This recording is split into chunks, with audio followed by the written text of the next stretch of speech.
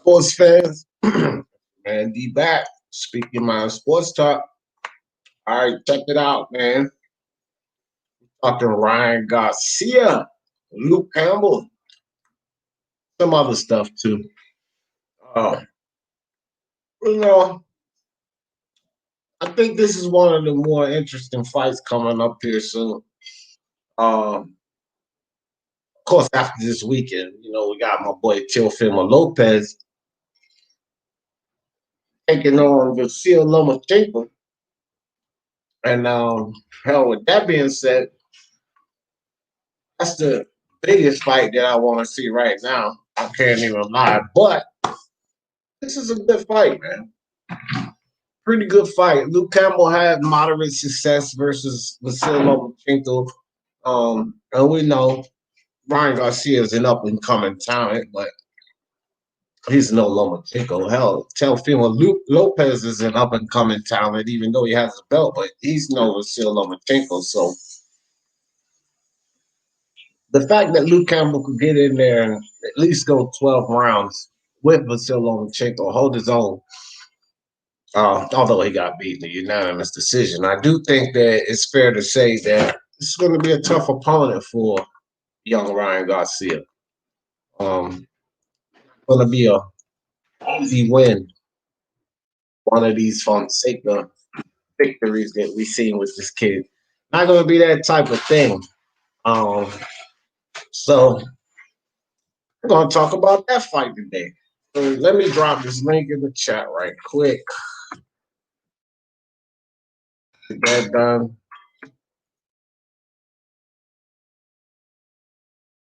Right. And then I do got a couple other things to talk about. Murat Gusiev is talking about coming to the heavyweight division, which is something I wanted to discuss.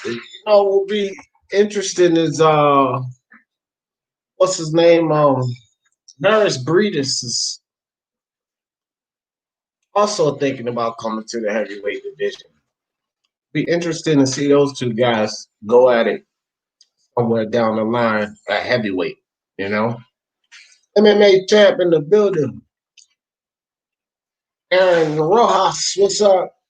D, I got to start assisting with some of those late night debates on BDA clowns.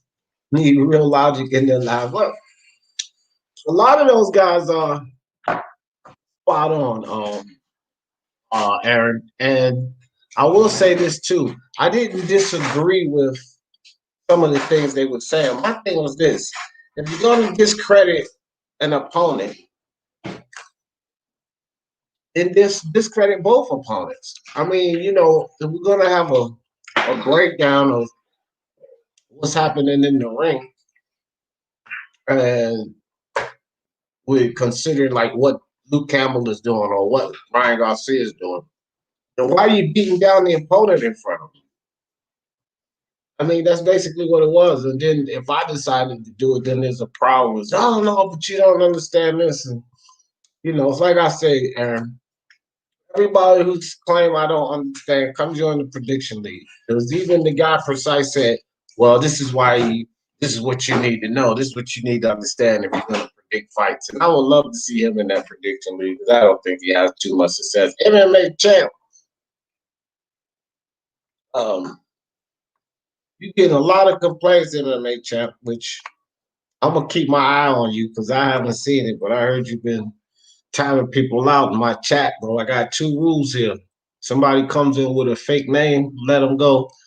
Or if they come in with that racism stuff, kick them out. Other than that, bro, it's no timing out or kicking people out. So I haven't been keeping my eye on you, but I've had about a few different people tell me that you've done that. And if so, I'm going to remove that wrench, fam. So don't be kicking people out because you don't like them. You don't like what they say. People say a whole lot of stuff to me, and I don't kick them out. So you can't do that either. There, be warned, my friend. SSB was good. Remy 22 in the building. Dopest intro in the game. I appreciate that, Black and Brown. My man, Black and Brown in the building. Walker Raider, what's good with your fam? Rank, love, militant. Red Love, don't jump on until you have 22%. At least I have you for 15 minutes. Junior Moreno, salute you idiots. What's up, Junior? Appreciate you. Let me say what's up, Black and Brown. Ryan is going to catch Luke sooner or later. Barker, I can definitely see that, man. I can definitely see that because Lomachenko was catching Luke, and again, this is Lomachenko, but it wasn't anything spectacular that Lomachenko was doing. He was able to find Luke Campbell, and I will say, height and range, height and distance is what gave Lomachenko some problem with Luke Campbell. Not to mention that he's a southpaw, but the height and distance, height and range, and the fact that he's a southpaw presented Lomachenko with some issues concerning Luke Campbell. Now, Ryan Garcia has length, height. He has those. Luke Campbell doesn't have those advantages over Ryan Garcia, and he's quick. He's quick. I would be safe. I would feel safe to say that Ryan Garcia's hands are faster than Lomachenko. We can't really gauge Ryan Garcia's power yet. But by the way, he's putting some of these guys out. Kid totes power, so he totes power and he's fast, so it could be very dangerous for Luke Campbell. And Barker, I don't much disagree with you two. Wait a minute. How you get up here? This guy, no.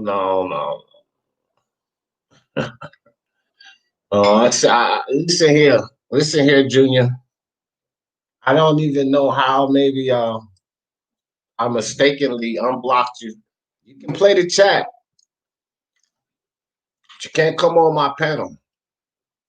So you know who I'm talking to. You can be in the chat. I must have unblocked you because I had you blocked from the channel because I got tired of all of those tantrums and shit from going off. You can be in the chat, but I'm not gonna allow you on my panel just yet. I'll see how you conduct yourself. And then if I decide to allow you back on my panel, then I will. But as of right now, no sir. Can't come in here. And you're the only one trying to get in, so I'm talking to you. Nobody else has clicked the link yet. So you know who I'm talking to. I'm not gonna put your name out there like that or any of that. You can go in the chat and join the live and be a part of us, but you cannot come on my panel. So, touche, toodaloo. Brock, what's good with you? I don't know if Ryan is ready.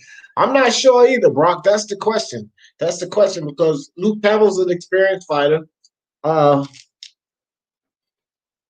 He had decent success in the pros.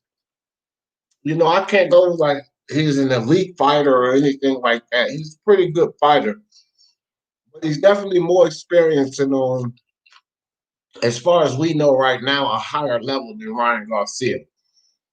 So, that is the question. Is Ryan Garcia ready? We're gonna find out a lot about him in this next fight. What are we talking about, MMA champ? I think that continues. This is a big step up for Ryan. Yeah. I agree, MMA champ.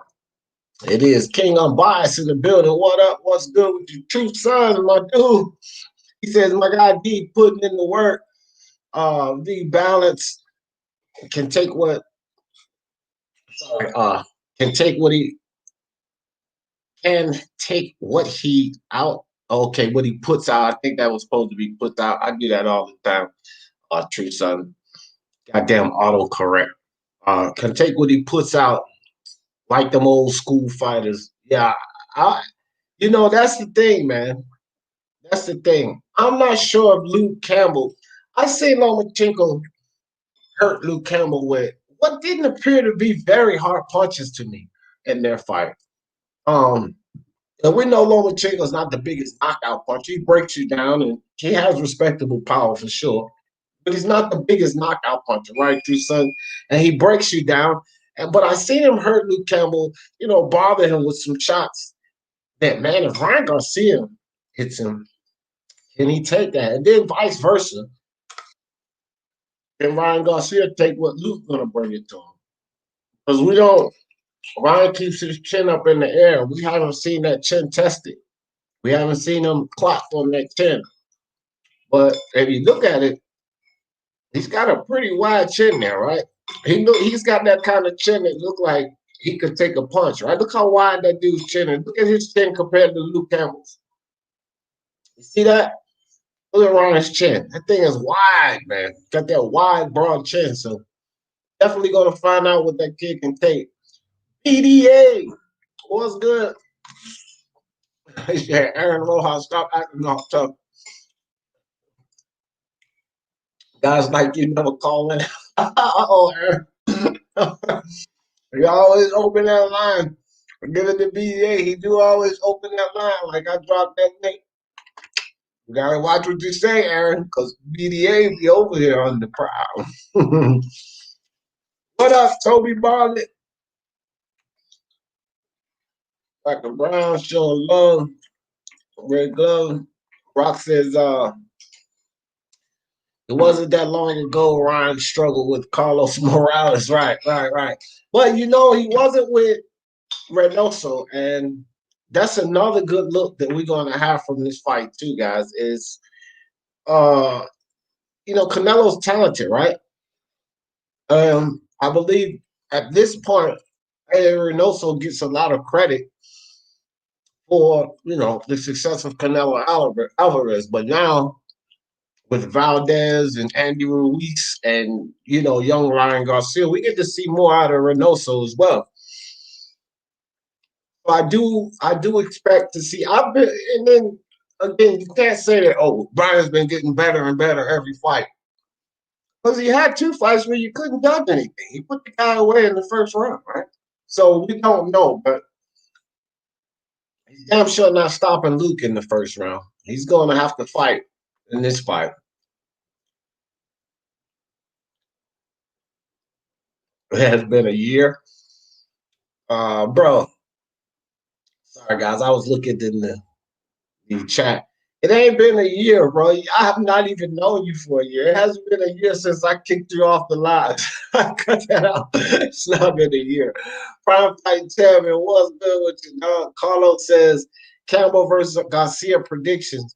Ryan starts quick in the early rounds. Then Campbell throws his first and only punch in fight KO Ryan, Oscar De La Hoya.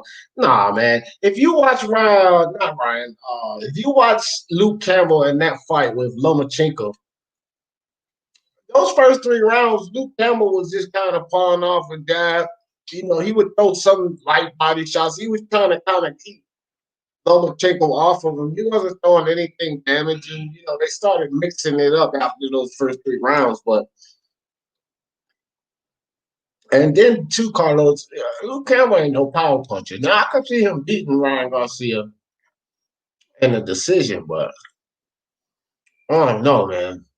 I don't know if I can see. Of course, we gotta see what Ryan's chin about, because if he gets stopped and taken out by Luke Campbell, then we might have to start questioning his chin, right? Wouldn't you guys think so? Maybe his chin is a question, because Luke Campbell's not the biggest puncher. So if he gets in there and stops Ryan, that would be surprising. I do think he could get him on a split decision, and it'll be very hard. By outcomes, if it was a split decision, he beat Ryan. By outcomes, it would be unanimous. Say that all day long. He's gonna have to work hard, like no less than 9 to 3 rounds, because I think they'll rob Luke. I gotta be honest, man. Oh my bad. Ryan is gonna stop Luke with the left hook. The check left. I could see that. The check left hook. MMA champ. Yeah, I could see him. But remember, Luke Campbell's a southpaw. So traditionally, MMA champ, the right is the best. What they call the southpaw killer, right? That straight right hand, or even an overhand right to a certain extent. But it's not really the left you know, for a southpaw. So, I mean, he may be able to catch Luke Campbell coming in, but that's not really the ideal punch for the southpaw. It's the right hand, right? At least that's the consensus of it, you know, in the traditional sense of the way people break down fights and what they understand. The right hand is the better weapon. I actually agree with that. Marker your boy Spence beating Danny. Damn right. Yeah, Spence gonna beat him up. Michael Brown said, "What's up, Toby? Who what he did to my boy?" Yeah, boxing monster in the building. What's good? Just one more day until Lomo beats the break off the Ringling Brothers backflip. Yeah, right. Lomo ain't bringing the break off nothing. Boxing monster Lomo Tickle gonna get knocked the fuck out. 7th round. Don't you forget it, boxing monster. Ryan beats Campbell easily, then Ryan won't get credit. Uh, if he beats Campbell easily, I will go around blasting anybody not trying to give him credit. Because I don't see him beating Campbell easily, Ralph. I gotta be honest. I think he can beat Campbell, sure enough. You know. And I'm not even sure if I'm gonna pick Campbell by decision. So I think Ryan can beat Campbell. Don't get me wrong. I still have to look at the fight.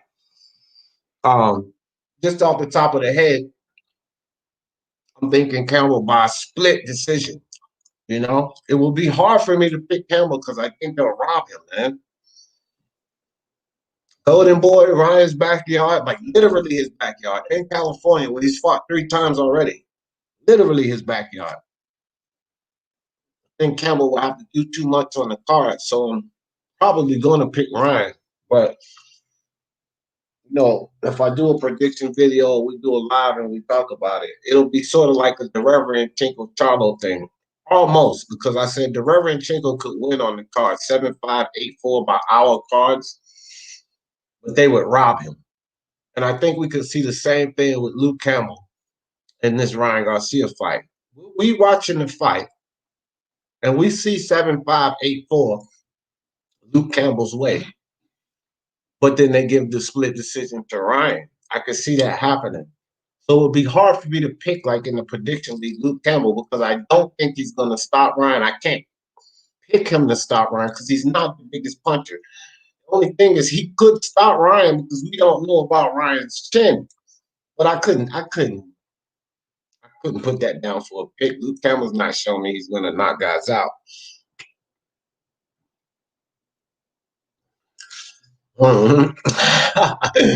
Black and Brown says that's a good story. Oh, Rob in the building was good, Robert.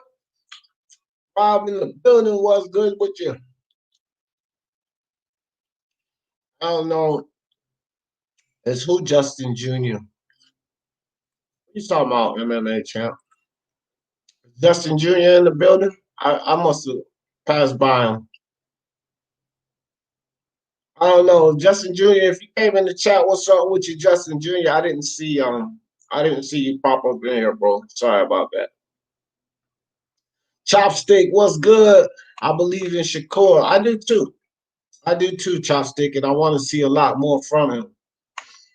See, I got Ryan stopping Luke. Yeah, I mind that, man. It's very possible he stops Luke. Very, very possible he stops Luke. Oh, whoa, whoa.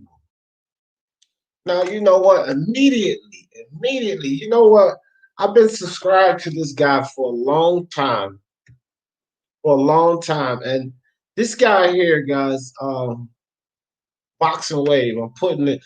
I really appreciate you, my brother, with the super tap. Boxing Wave come in here. He said, I just want to see how Ryan deals with someone that won't be standing right in front of him exactly, waiting for the lead left hook and right hand. Not saying he can't do it, just haven't seen it yet. Exactly.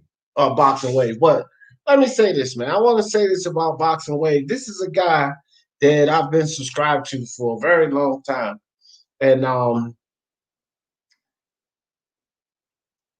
I kind of look at this, I kind of look at Boxing Wave, at least his thought process, sort of like D. Jeff, right? Boxing Wave loves the sport of boxing first. Always boxing first with this guy.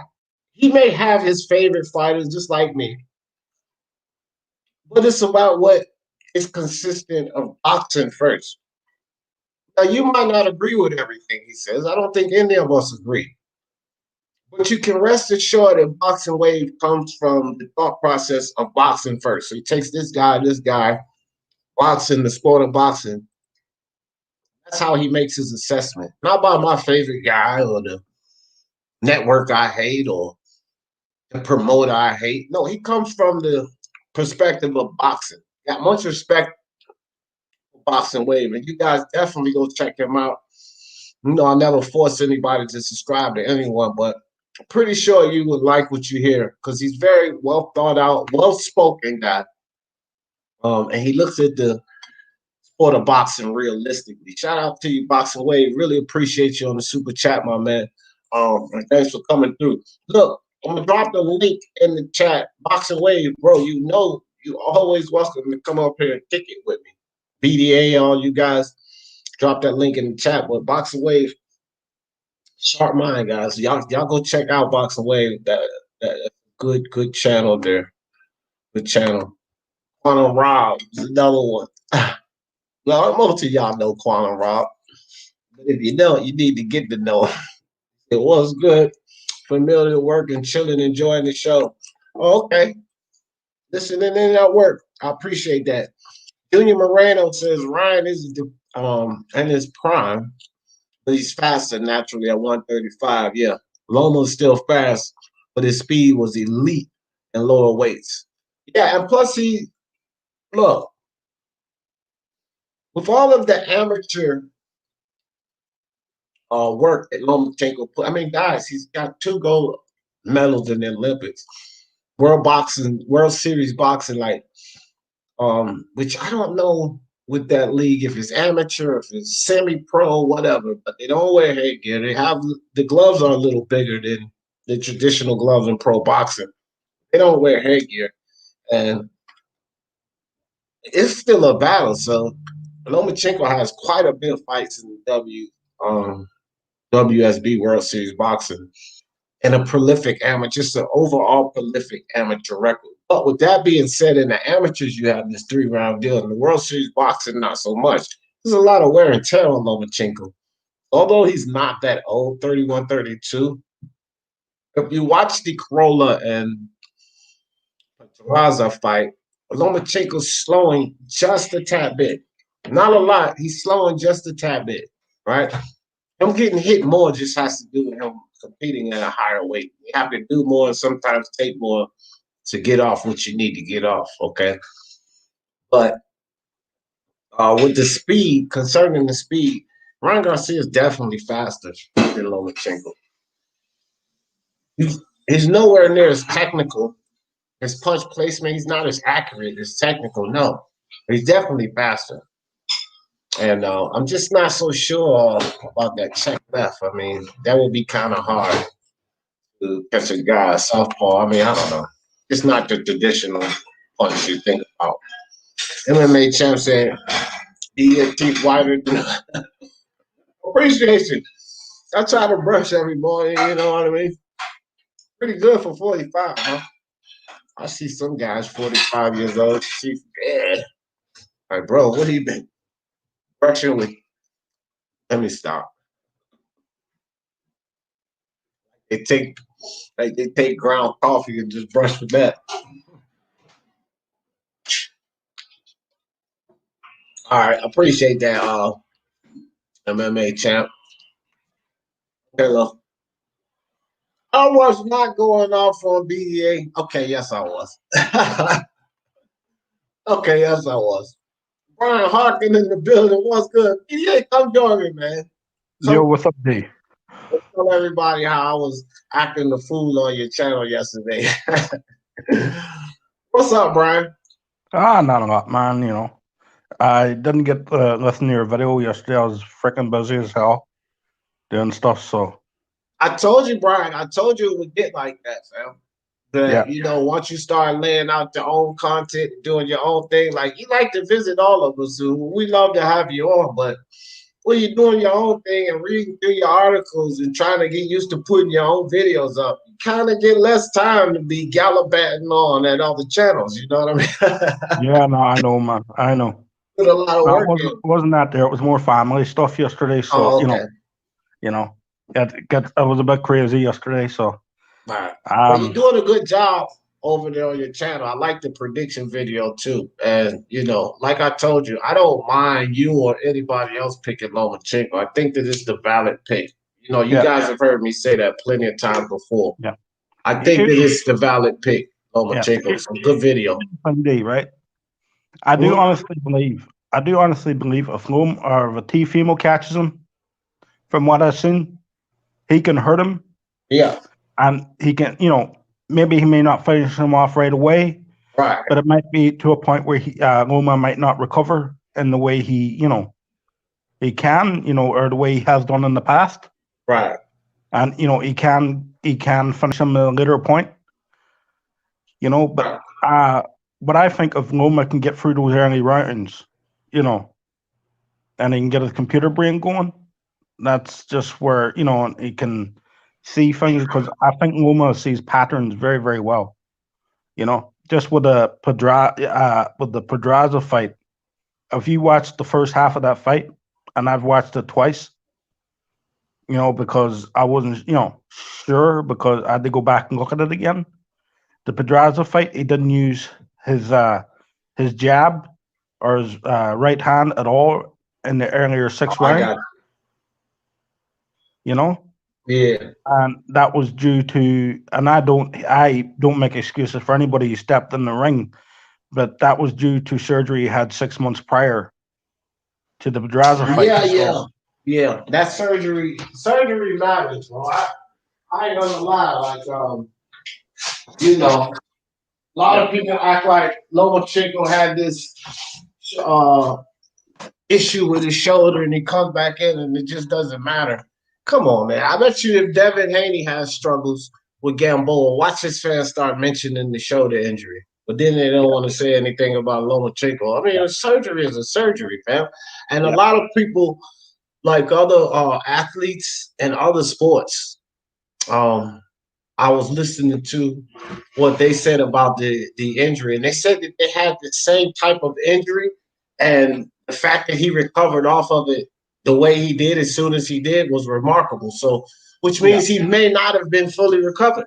And it's all speculation because each individual is different, but these are other athletes. I'm not talking about other regular people. I'm talking about other athletes that suffered the same shoulder injury that Lomachenko said, and they're in impact sports. I mean, they're in impact sports as well, and they said it's remarkable how he recovered off of it. So maybe it was bothering him, maybe it wasn't, but that don't have anything to do with his feet. And I noticed his feet slow down just a tad, not a remarkable amount, but he's slowing down a little bit.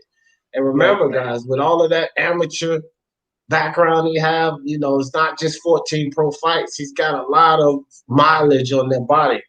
He's like, when you look at Canelo starting at 15 in the pros, he's got 50-some fights. Even though he's in his 30s, he's got a lot of mileage on their body. You know what I mean? Oh, yeah. Yeah, no, I do know what you mean. Well, that too, if he is fully prepared, it gives Teofimo a little bit more to deal with than he would have had if he if he was ready for the Pedraza under that situation. So, I just hope to see a good fight. I really do, Yeah.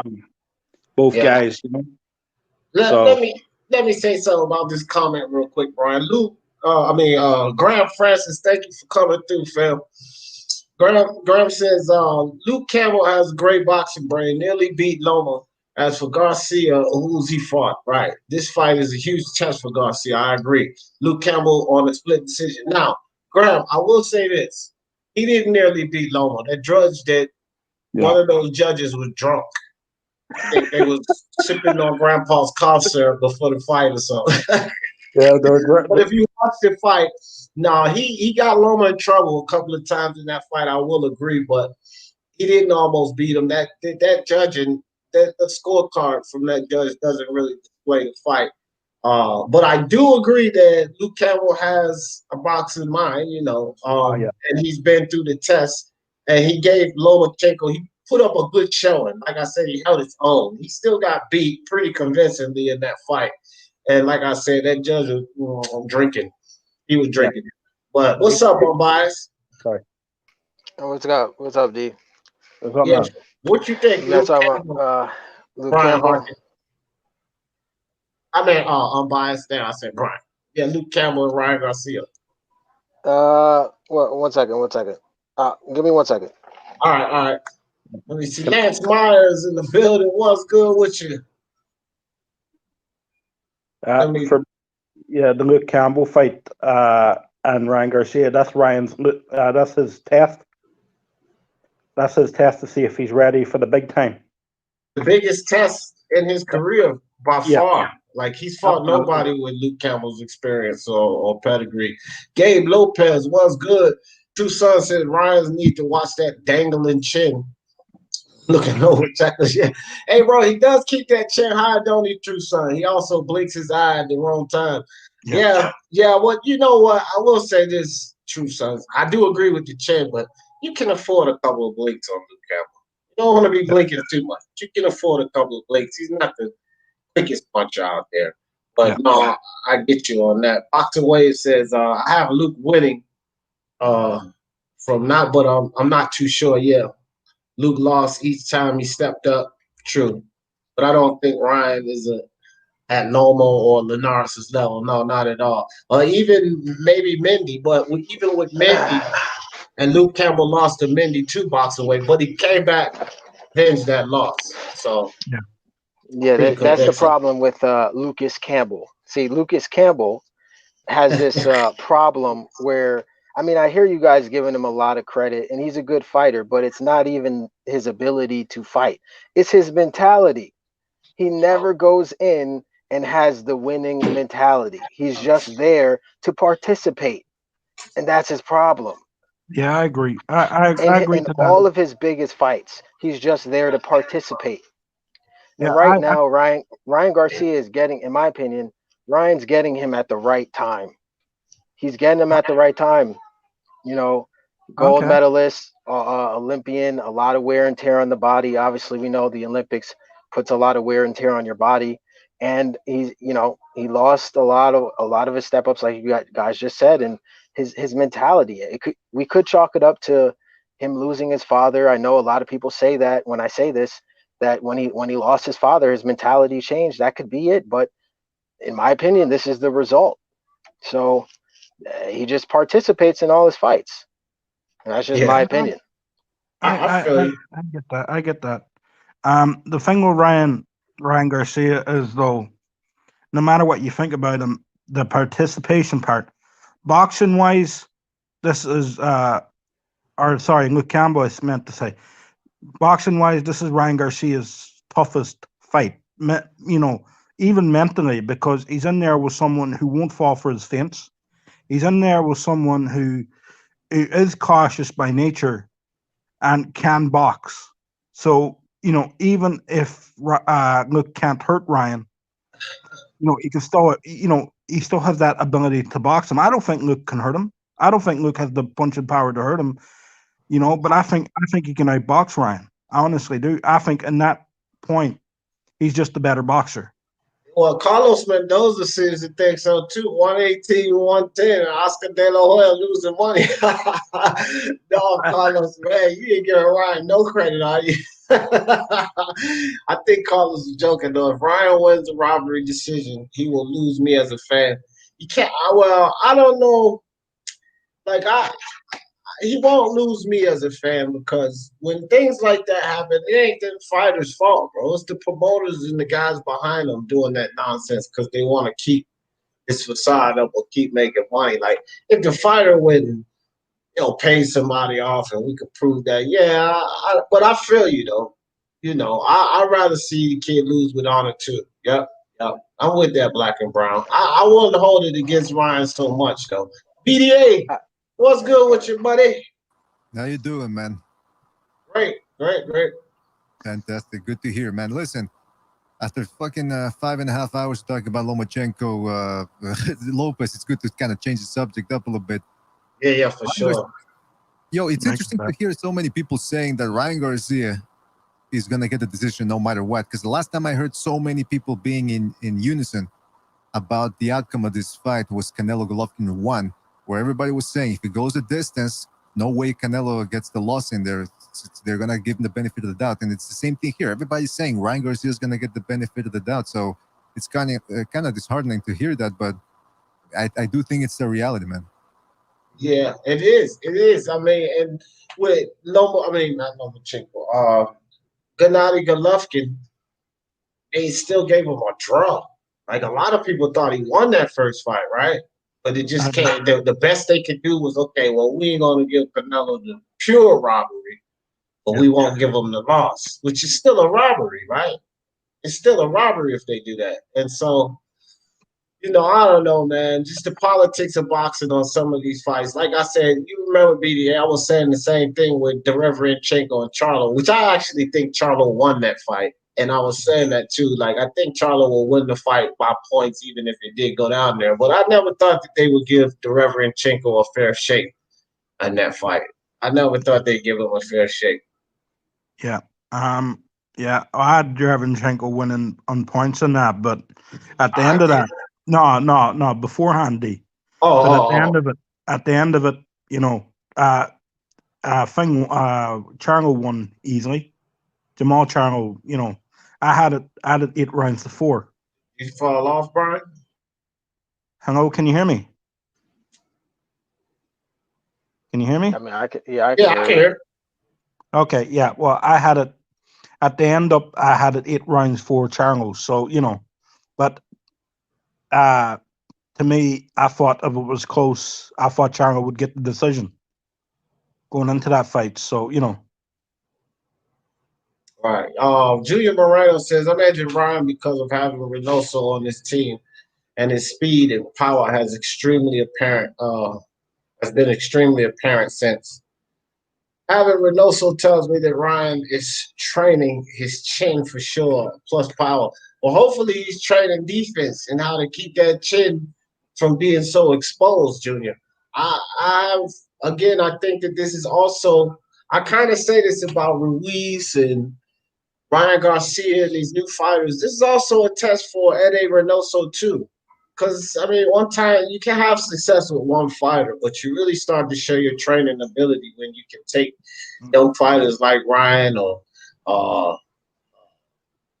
fighters that need more tools like Andy Ruiz or, guys like Oscar Valdez. When you can take them to another level and get championships out of the deal and things like that, then I think this is a testing ground somewhat for Reynoso too, to see how Ryan is coming along.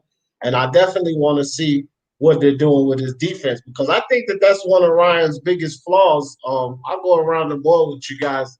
I think one of his biggest flaws in this fight is the way he does keep that chin in the air. And if we're going to talk about what Reynoso needs to work on, why work on training your chin when you can work on not getting hit? You know what I mean? Like, yeah, you got to do the neck training and the jaw training and all that to get your chin strong, but you might want to train not getting hit, leaving that thing so far in the air. What you think, Bias? Oh yeah, definitely. Tuck your chin for sure. Tuck his chin. That definitely has. Yeah. That was my biggest thing with Ryan. I always said when I used to watch him, that kid's a knockout waiting to happen. You know what I'm saying? When he partnered up with Reynoso, I was like, that's good on him. You know what I'm saying? In the future, I think it'll benefit him. I honestly think he's catching Luke Campbell at the right time. But I just think it's Luke Campbell's attitude towards the sport too, that I just think Ryan's probably most likely going to knock him out. That's just my opinion. Yeah, almost 400, Aaron. 397, at least by the rumor, 397. So so almost 400, and then over 400 when he counts pro fights, but still an awful lot. Prime fighting champion, appreciate that. BDA, what you think, Ryan, in that chin situation, his defense? You think they need to work on tightening, toughening that chin up, or his defense? Which way you think? They definitely need to. Hold on a second. Give me 2 seconds, man. Linares had that problem too. Actually, he still got that problem, bro. Yeah. Yeah, well, it ain't no working on him because he's he's on his way out more than on his way in. You know, what do you think, Brian, while BDA is getting I think it's Mike again. Man. Oh, you good? Yeah, Okay, go ahead. Go ahead, BDA. You hit it on the head, man, right there with the fucking chin up in the air.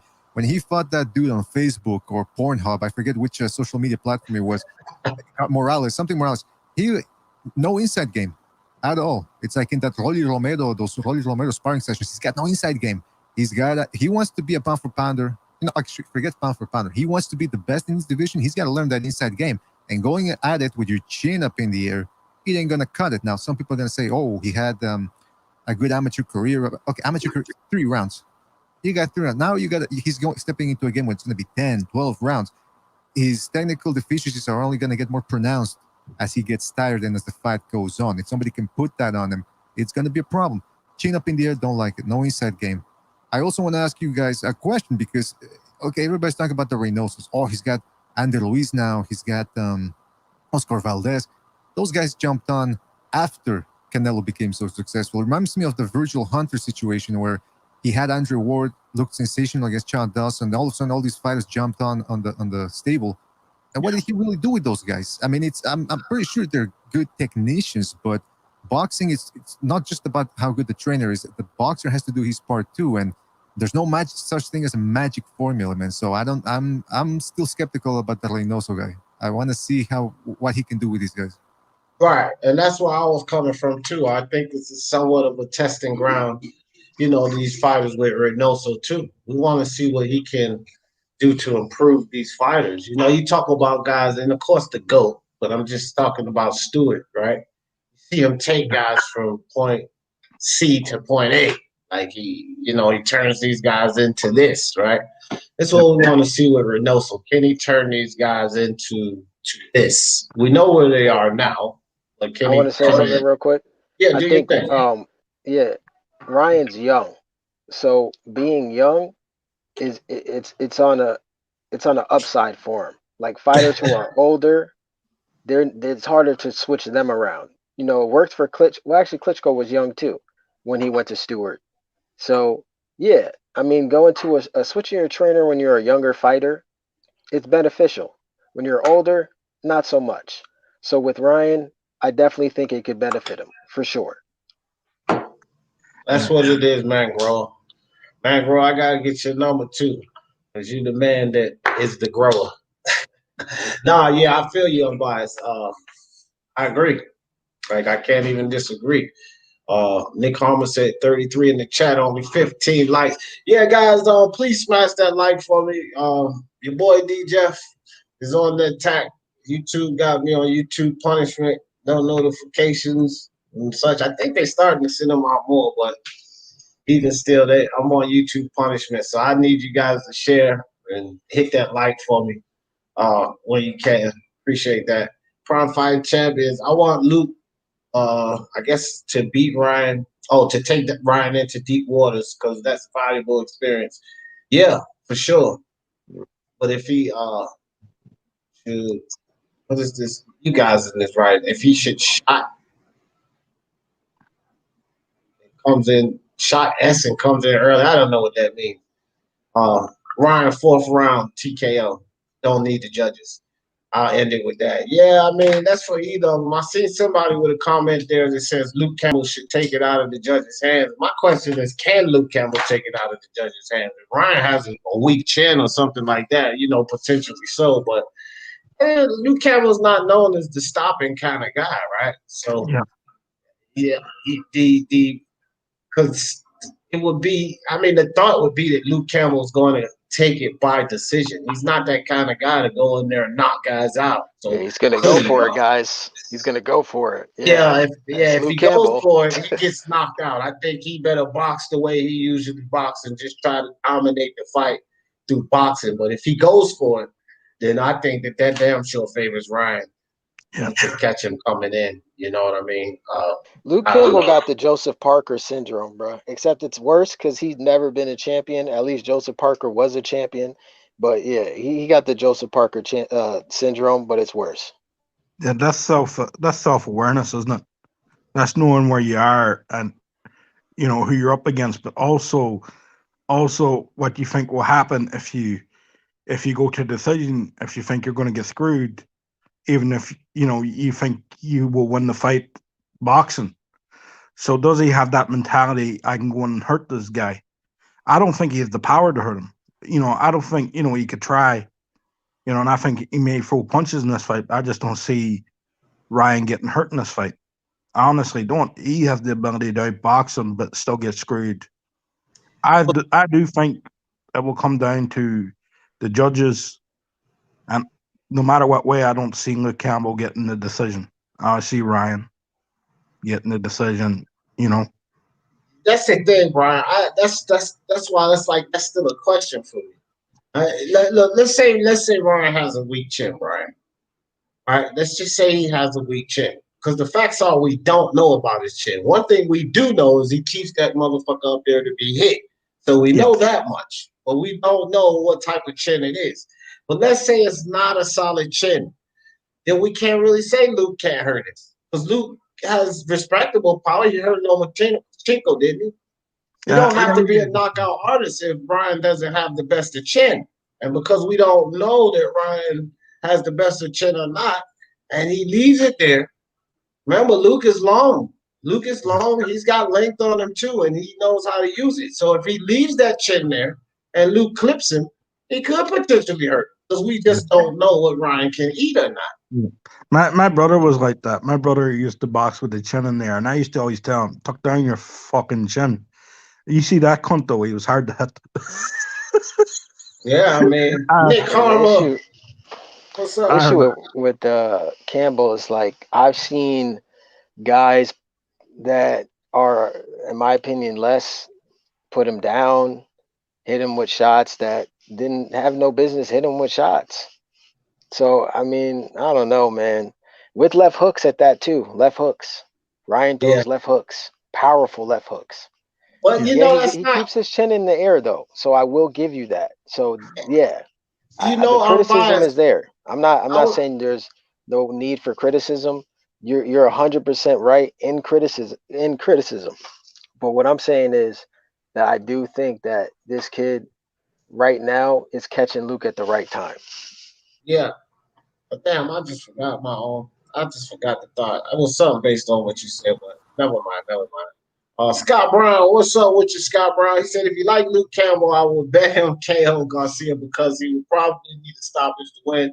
Yeah, but I just think that's a dangerous path for Luke Campbell, man. But that ain't his style. He would have to change up and, get kind of aggressive. And it's one thing Ryan's proven is getting too aggressive on him could be deadly. That's what he's proven. But, that's what I was going to say. I'm biased. I was talking about that earlier, that check left hook. That ain't really the traditional punch you catch a southpaw with. You know what I mean? Yeah. That's not really the punch you look for. He's got a beautiful check left, but but it works on Campbell though. We've seen that shit land on Campbell a lot. A lot of people hit Campbell with it. Yeah. He's been hit with it, but I don't know, man. I don't know. Let's see if Ryan's fast, so he could land it. I don't know, man. This fight I'm gonna have to look at it. I'll just say that because it's not knowing Ryan's chin, not knowing how far he's progressed with Reynoso. I just look at this fight like Luke's the better boxer, fam. Like better boxer. It's almost like Lomachenko and Teofimo, but the height. Well, I guess the height is similar too. But Ryan's the bigger guy in this. Yeah, I guess it's kind of similar to Lomachenko and Teofimo Lopez, but Luke Campbell just not as skilled as Ryan's got a much better chance because Luke Campbell's skill is not that far ahead of Ryan as Lomachenko is over Teofimo Lopez. And then Ryan don't really have some of the attributes that Teofimo Lopez have either. So, but it's a similar situation where you got the higher, more experienced, skilled guy versus this young gun coming up that shows power, but he also shows flaws, right? If Garcia beats Campbell and he's catching him at the right time, is this just another smoke and mirror show from Golden Boy Promotions? That's a good point, BDA. That's a good point. Oh, you're asking like how much credit should Luke get? Exactly. No, should Ryan get if he should beat Luke Campbell? Oh, yeah. My bad. Man, the same amount of credit that everybody was giving Lomachenko, and everybody. I mean, hey, why not, right? But you just said smoke and mirror, though. No, I didn't say that. You did. No, you said he's catching him at the right time, though. Yeah, because in my opinion, yeah, he's older. Right now, I think it's the prime time to catch him. Yeah. Well, okay. Well, I see what you said, BDA, right? But to be fair, because even a couple of boxers and trainers said that Lomachenko may be slowing down a little bit.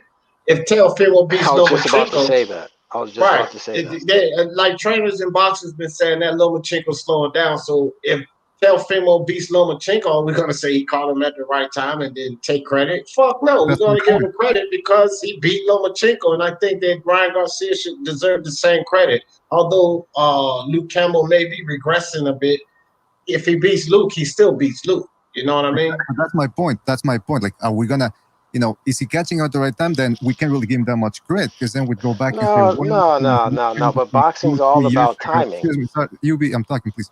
If it would have been 2 years ago, then we're saying, well, maybe Campbell would have beaten him then. Look, we got to start giving guys credit. Yes, there's a lot of characteristics and context involved in these fights. We got to keep it straight here. Ryan Garcia. Also, it depends on how he beats him. That's why I'm saying context. Because I think that you could make both statements, though. I don't see where there's a problem. Hold on, DD. Hold on. But we know this for a fact. Boxing is all about timing. That's literally been said forever. So me saying that I think he's getting him at the right time doesn't mean that we need to now strip Ryan Garcia of credit or strip Teofimo of credit for beating Loma. No, that just means that we just think that, hey, they're beating them, catching them at the right time. Just like people said that about Floyd beating Canelo. Yeah. Right? We're not stripping said that about half credit. of Floyd's resume. Like half of these guys. Oh, Floyd beat him when he was this. Oh, Floyd beat him when he was coming off of this. Oh, Floyd beat him because they say that about half of Floyd's fucking major wins. They say the same fucking thing. And they do strip credit from Floyd. So I wonder if these guys people say that about Canelo Floyd. People say, saying it negatively, 2 years later, it would have been a different fight. So I just wanted to get it straight, because are we going to give him credit, or we're going to say, well, he caught him at the perfect time when he was slowing down, and just that slight bit of timing allowed Garcia to get away with it? I give all the fighters credit in the world when they win. I always have. I'm giving credit. I've been in that camp, right? Let's put it like this, right? Let's take it from a young guy coming up and fighting, the old warrior, right? Muhammad Ali versus Sonny Liston.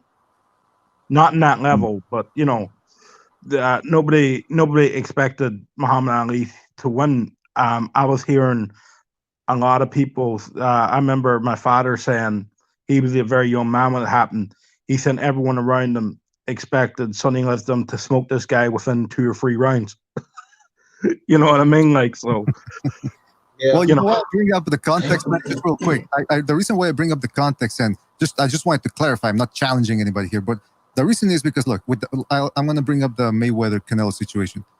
Did he catch Canelo when he was green? Yeah, but take a look at the context. Mayweather, who else at junior middleweight or middleweight could have done to Canelo what Mayweather did? Because he schooled him in that fight. He didn't necessarily beat him up, but he did. Now look at a year later, an experienced fighter like Lara. So, some people feel Lara beat Canelo. That's fine. But the fact is, it was a very close fight. Mayweather didn't have those type of problems with a Canelo just a year earlier. I'm not gonna sit here and let Canelo improve, but come on, did he really improve that much? So there's context in there. Yes, Canelo was green, but you gotta give Mayweather credit too. So I'm just trying to establish how difficult it is to give a guy credit, because there's a lot of questions that come up. But at the end of the day, we do have to give fighters the benefit of the doubt and say, look, he won. So that's all I'm saying. I'm gonna give Garcia his credit, just like I'm gonna give Lomachenko his credit. If he beats Tio, I'm not gonna say, oh, Tio was green or none of that. Just like I give Floyd his credit. Whoever wins these fights, I'm gonna give them all the credit. I'm not gonna try to strip them or whatever. I do understand though, boxing is about timing though. I do. Yeah, I get that, but I'm not gonna strip credit away. Still, that's something. I think that's something. Real quick, Brian. The problem is this, guys. The problem is this. It's just the people that don't keep the same energy. I think most of us, the consensus is, well, at least with me, you can really make both statements. You can say he caught him at the right time, but he still deserves full credit. And I see no problem with that. It gets tricky where you got these guys, and I'm going to use Lomachenko fans. They will give Lomachenko full credit for beating Teofimo. And I've heard Lomachenko fans say that he's either better than Floyd or, put him up there with Floyd. And they'll give him full credit for beating Teofimo.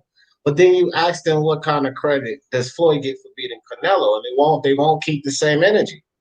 They won't. They'll disrespect Floyd, they'll shit on him and everything. But with Lomachenko beating Teofimo, it's a great Steve, he beat the kid, and this kid was upcoming, and blah, blah, blah, blah, blah. That's where it gets skewed, where you can't keep the same energy on it. It's not really, I don't think, what any of us are going to do. Yeah. Exactly. Very well said, man. You gotta give the benefit of the doubt to fighters, man. I mean, if they show skill in the ring, okay, I understand if a guy's old, too young, crippled, whatever. You can look at the good and the bad in any situation. So, we'll see but you just expect it. There's going to be people, whoever wins this Saturday, there's going to be people either side over-crediting it or discrediting it. And it's going to be a mess. But you just got to keep your own point of view in mind and just go with that. And try to consider what other people say as well. I'll tell you right now, when Teofimo knocks Lomachenko out, when that happens, anybody that tries to discredit that kid for any reason, I'm going to give you one of these in advance. You idiot! And then I'm going to give you another one after. Willie Williams in the building. What's good with you, Willie Pigeon Mike Fabrizio? What's good? Fabrizio says, BDA, your chat yesterday was very... Oh, okay. No. Listen. Sometimes I put these up and I just start reading them. Affirmative action. That's the first... Affirmative action for the YouTube channel. That's the first time I've heard it. I was listening to it, but I didn't even post a comment on it. I didn't even like though. I feel BDA's pain though, and I'll tell you why. Because like the people in the chat don't understand, especially when you got multiple people on the live. You're trying to control putting these fucking comments up and down. And BDA does a lot more visuals and things on his channel than even I do, right? You don't really catch all of the nonsense in the chat. People are, D, I know you've seen it. No, I really didn't see it. Do you guys understand? This is why I get lost in the chat. I always fall behind. So I just thought that it was funny because now I'm starting to see BDA probably been going through this shit. I'm new at this. I'm a baby at this game. So and now I go through it. I'm like, you know how many times BDA I have people say, D, your chat was toxic yesterday. I'm like, oh shit, it was? I didn't even notice. I like that's why I like being on StreamYard and BDA's channel because I can't see the chat. Okay. Exactly. Yeah. Listen, I try to do the best I can with the chat. People associate me and the panelists with the chat sometimes. I do my best, man, but I'm doing 15 things at a time, man. I can't be looking at the chat all the time. And if you don't like the chat, just don't fucking read it, man. Just listen to the show. I always say that. You can mute the other people. Anybody that's pissing you off and you tired of hearing, mute them. Those three dots next to them, go there and mute them. You won't hear them. You won't hear them. You won't see any of their chats. And then you don't have no reason to get mad. Saint Brett, what's good with you? They're re-uploading. I think, okay. Reynoso doesn't just train anyone. I've noticed the trend with, yeah, okay, I already know where you're going with that. Yeah, he recruits, he trains the guys that he sees talent in. You still got to be able to take them to another level, Junior. And I agree with that. You know, the boxers must have some sort of talent that they can teach them to use and sharpen. And I get that. So he's not just taking on some average schmo and trying to turn them into a championship. And I don't even really mind that, because as a trainer dealing with champion or potential champion, caliber fighters, you get to the point where you don't have time to mess around with that nonsense. You have a team to build these guys up, and when they get to that point, then you could take over as probably head trainer in them or something like that. So yeah, you're gonna want to scout talent and look at these guys and make sure that they are competent of the sweet science, so that you don't have to teach them fundamentals or such like that. I get that. But we still got to see. Reynoso's not proven with Valdez Ruiz or Ryan Garcia, Jr. Moreno. And I know it seems like you're a big fan of Reynoso, and I get it. He's got to prove himself. Boxers got to prove themselves. Trainers got to prove themselves, because if he doesn't find success with Ryan Garcia, Valdez, and Andy Ruiz, then people are going to think more that it was Canelo than it was Reynoso. Like people are starting to think about Derek fucking James. At least I am. I'm thinking it was more Charlo and Spence than it is Derek James. Right? Yeah. Dave, I just got one question for you. Mm-hmm. When is a You Idiot t-shirt coming out? Man, I'm waiting for it. If I had $1 every time I had that question, I would already have them out. No, it's not even that. It's not the finances side of it, guys. It's timing. It's timing. Like, I got a whole lot of shit going on. Trust and believe. Like, any minute I'm not online, which I'm online a lot of minutes, I'm doing something else, and then I'm going through these freaking medical issues as well. But timing, Brian, I got them, bro. I promise you guys. That one, I got a high request for the You Idiot t-shirts, and then for the Love of Sports. And shout out to Julio Martinez, because I think I'm going to use that design he gave me with the dollar signs and such. So shout out to Julio. Big Dan, what's up, Big Dan? Do me a favor, Big Dan, and put your link to your channel in the chat. I try to come visit your channel every day, but I suppose it's not called Big Dan Boxing. So put the link in the chat. He said, this is ridiculous with the amount of people getting timed out, especially when they're hardly doing anything wrong. Yeah, man, just if I see it, because I'm not usually on there, or if you guys this on, like, it doesn't show who timed out or anybody getting timed out on StreamYard, guys. And I really don't have the time to be flipping back and forth to the YouTube to StreamYard. I can only look at you guys on StreamYard, and it don't show that. So I mean, we ain't in the streets. We're not criminals. So if somebody time you out unjustly, when you get time back in, just say, hey, D, such and such time me out, because they can't time you out here. I'll see the comment, and then they getting their wrench removed. So, I mean, that's the best I can say about that. Because I don't time anyone out on anybody's channel. Yeah, so yeah. No, listen, see, that's the thing, man. See, this is what I'm talking about. Here we go. We get ready to take a trip to elementary school. Tattletale and misuse of, listen, Pigeon, my rules, okay? So obviously you don't get it. I don't know what channel you've been on or what their rules are, but let me privy you and everybody else. Y'all might as well listen up to, because it's going to be like the law. Ignorance of the law is no excuse. Taking the fucking wrench, okay? So for all of you guys in here with a wrench, which should be most of you, if they don't say anything racist, or they don't come in here with like a fake BDA account or a fake King Unbiased account, do not time them out, do not kick them, do not do any of that. I don't care what they say. I don't care that you don't like them. This is called Speak Your Mind Sports Talk. Whatever's on your fucking mind. As long as it's not racist, and as long as you're not in here you know, King unbiased when he's sitting here on the panel, you're getting kicked off my channel for that dumb shit. Those are the elements I'm trying to get out of here. But if you have a wrench and you're timing somebody out because you don't like them, or they called you a white son of a bitch or a black son of a bitch on another channel or some shit, then I'm taking your fucking wrench, because we're all grown.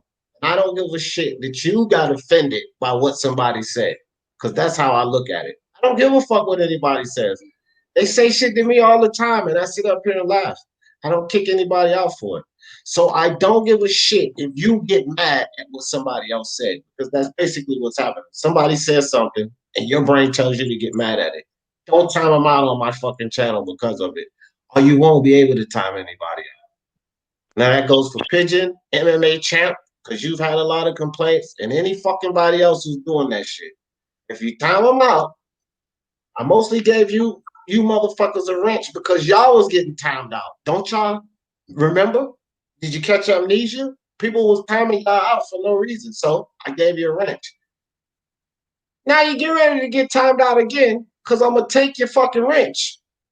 So guys, grow up. We grown people.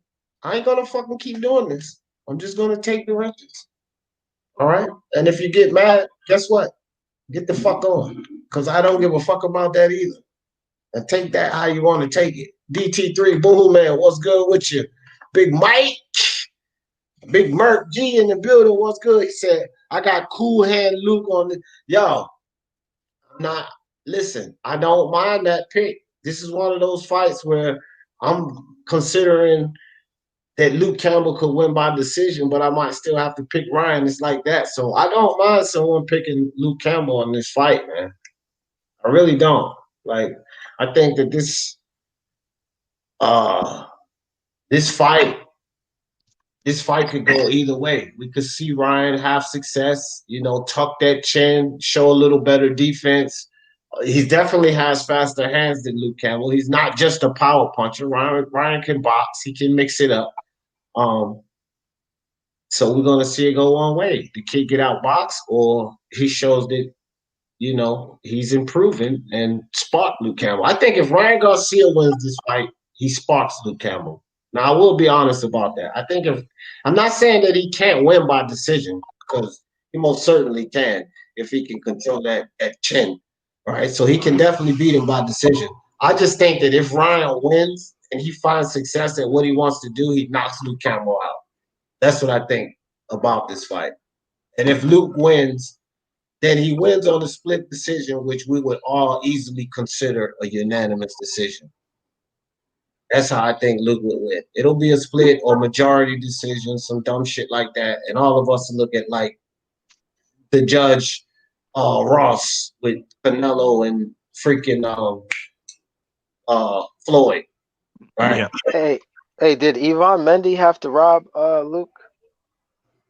They say the first fight was controversial. Well, they are the naysayers. And then the second fight, I don't think it was really a discussion. Luke won the second fight, but you know, I think it like Del Boy. Shout out to Blue Collar Sports. Great channel. Y'all check him out, man. Yeah. And I'm not taking a shot at Del Boy. It's an absolutely fantastic channel. But Del Boy, he doesn't have any kind of faith in Luke Campbell at all. And so he thinks that, you know, Mendy was robbed. But I sometimes I think this is because of disdain for Luke Campbell. I watched the fight. I didn't really see a robbery. I seen a good fight. In the rematch? No. Somebody in the rematch? No, I thought Campbell won the rematch. Luke won the rematch for sure. Yeah. No, I didn't think it was any problem with that. No, but Del Boy he said Ryan Garcia is gonna spark Luke Campbell. Oh, Hefe, listen, man. Listen here, man. Don't come up here with no nonsense. I'm getting ready to drop the link. I will kick your ass faster than the soccer ball. Tell you that right now. I'll come up here with that bullshit. It's football. Yeah, my thing, like, I like Lomachenko. My only issue with like the guys he beat at 135, you know, other people have beaten them, and they didn't receive this amount of praise for beating them. You know what I'm saying? I just wonder, like, are people going to give Ryan as much credit if he goes in there and knocks out Luke? I'll give him all the credit in the world. Or will they say, like I said, oh, I think he's catching him at the right time? But I'm saying, like, okay, so that's where I'm with BDA. Hey, that's a good question. That's a good question. It is a great question, but that's where I'm with BDA. You're gonna have people saying that shit anyway. Because people saying it about Floyd until today, right now, they're still saying it about Floyd. And half of those fights, they got some kind of a point, and half of those fights, they're just mad. That's how I look at it. Let's switch that up, right? If Canelo would have knocked out Floyd Mayweather, right? Would the people been saying, well, he caught Mayweather at the right time? You know what I mean? Yeah, I think they would have. Yeah. So I can guarantee you 90% of Floyd fans would have. No, but I'm just saying the majority. Let me say this real quick, man. Let me say this real quick because this is a great topic you guys are bringing, man. Yeah, that's the last time you cut somebody off too. But go ahead. Oh yeah, shout out to D. Shout out to everybody. BDA, you a bitch! I'm gonna knock your bitch ass out, punk ass bitch. Fuck it. What the fuck? BDA, well, BDA, that one was for you. El Jefe just christened you on the Speaking About Sports Talk. Wait. Are you sure that was about me? Because I don't think he made it clear enough. He said, did you hear him Yo, did you hear him sniff a line before he did that? That was somebody got I think it's gold. But dog, that was priceless. Yeah, boom, go on mute for me for a second. Okay, he get ready to come back in. That shit was priceless, dog. I'm not even gonna lie. And I knew what he was gonna do, right? Because every time LFA comes through, I think some people get mad at it, but I just love it, bro. I ain't even gonna lie. Maybe it's a screwy sense of humor, but I knew he was getting ready to do this shit. You know what I mean? BDA, don't worry. He's not only you. He's christened a lot of people on this panel with his rhetoric. But here's the thing. LFA already knows the rules. Once he does that, he's done for the day. I might throw another live later. He still can't get back on. Not for today, anyway. Hey, man, speaking of Ryan Garcia, man, look, we're talking about the context of, because I mentioned how he beats him. That's going to be important. If he beats Campbell out, man, De La Hoya better be prepared to give him whatever he wants, man, because that's going to catapult him into another level in terms of promotion. I mean, it reminds me of when De La Hoya himself, he was coming up, and he had that stellar year in 1995 where he was knocking out a whole bunch of lightweights. And yeah, okay, in hindsight, he was bigger than them, but when he fought Rafael Ruelas, that guy was undefeated. People were split. Just like with Ryan Garcia, people didn't really like De La Hoya because he was a pretty boy. People felt he hadn't earned certain opportunities. He went in there against Ruelas, man, knocked him out in 2 rounds. Yeah. So if Garcia can blast fucking Campbell out, man, you better prepare yourself for a whole nother level of promotion there. Yeah, he's going to get on Prima Donna 3 full-fledged. X Games in the building. I had to stop this right quick. X Games, what's good with you? DT3 Boom Man on the panel, P on the panel. Welcome, guys. And then my man Tim Dub done stepped in the building. Tim Dub been visiting us again, guys. Every time I see Tim Dub, sorry, guys, I got to stop it, man. Tim know why. That's my brother. That's everybody's brother. Shout out to you, Tim. Glad to see you in here, brother. Brown Gone 1. Boxing Monsters dad. That's hilarious. You see that Boxing Monster, your daddy in the building? Samuel Shaw in the building. Hey, Boxing Monster, say what's up to your pops, dog. James Cruz. What's good with you, James Cruz? All right, guys, if I missed you, shout out to you. AOBS, Mind Taker. Let me make sure I didn't miss nobody. Yeah, all right, guys. I'm going to slide down to it. But, Boom, what's good with you, man? What you think about? I just wanted to cook with you on the whole little Eddie Reynoso and Ryan Garcia. I wanted to cook with you on that real quick. And also, and tell us who you think win, too. Like, go ahead and cook on that. I'm going with Ryan. I'm going with Ryan. I think Ryan hits harder. than Lomachenko. And I think the punches that he was taking from Loma, he won't be able to take from Ryan.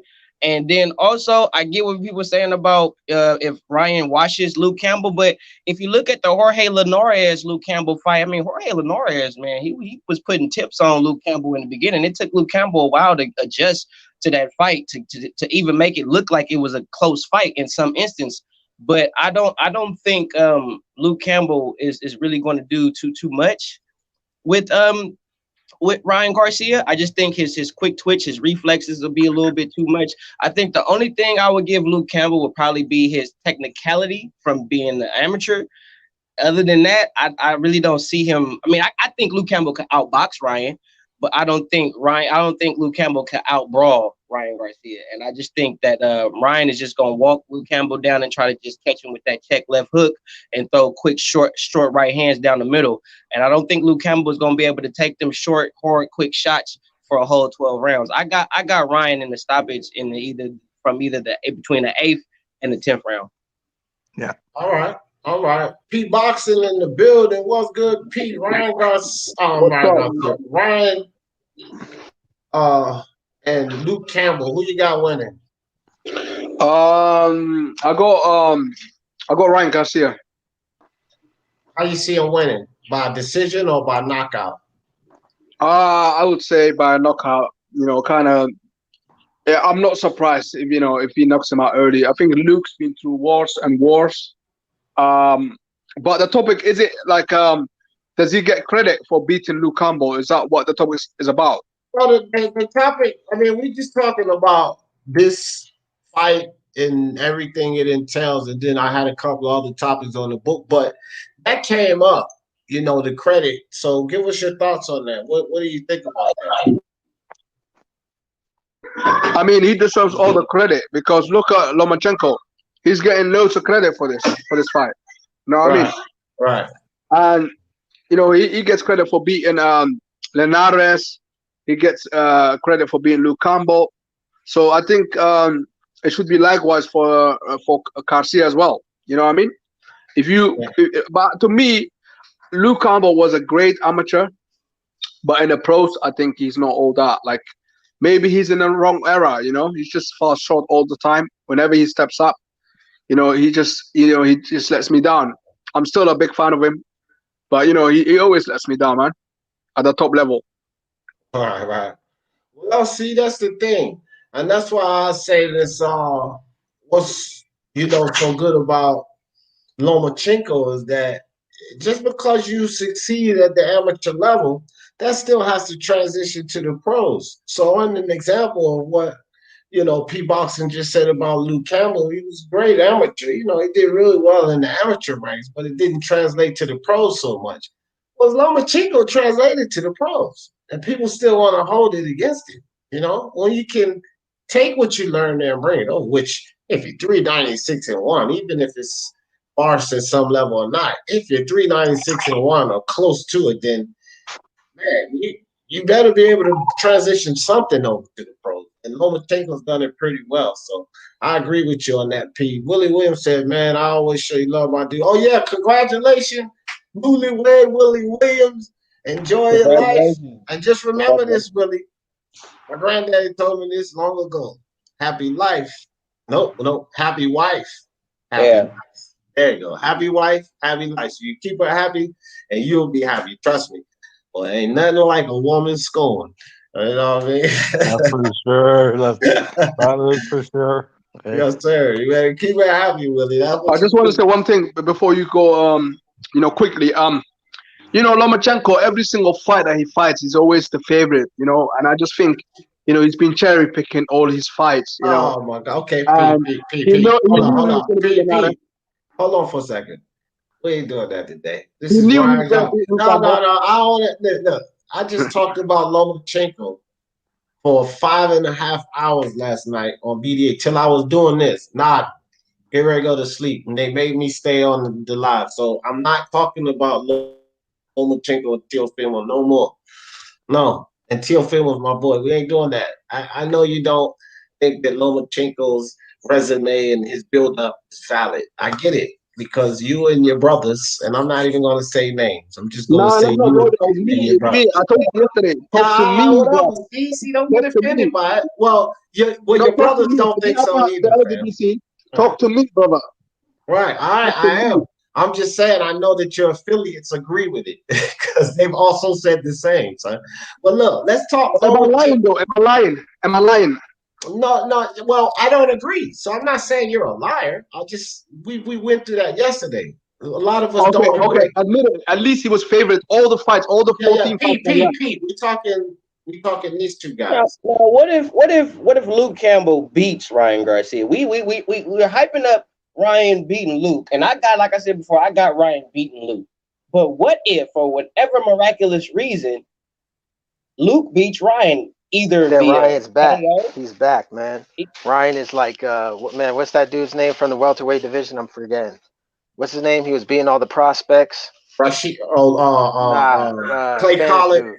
No. No. Damn. What's his name? Southpaw. Clay Collard. I know the boy you're on about. I just can't remember his name. Yeah, man, it's slipping, man. Oh, jeez. I'm just What's saying, Mark? like, DJ Big and Leg. I like it. we keep forgetting sometimes the fundamental thing of boxing is that regardless of who we pick to win or who we don't pick to win, it's still on the night of the fight. Anything can happen. Absolutely. So at the end of the day, we still have to put in perspective of the fact that Luke Campbell may have the potential to win. Luke Campbell may show, in a sense, his experience in this fight versus Ryan Garcia's experience. That might play a part too. We don't know that. I'm not saying it will. I'm not saying it won't. I'm just saying let's look at it from both angles and not just look at it from just saying like Ryan is just this awesome, all-powerful boxer who's just going to watch Luke Campbell because of Luke Campbell's previous fights. And Luke Campbell might come in and surprise all of us. Then it'll be a different conversation. Luke Campbell beats Ryan Garcia. Yeah. All right. What about? Yeah. Collazo. There you go. He'll be like Collazo. Yeah. If you're fighting Ryan Garcia, what punch would you throw most? Because looking at that chin uppercut. I would make Ryan respect my jab. I would make Ryan respect my jab because I don't believe Ryan got the head movement to avoid the jab consistently throughout a 12-round bout.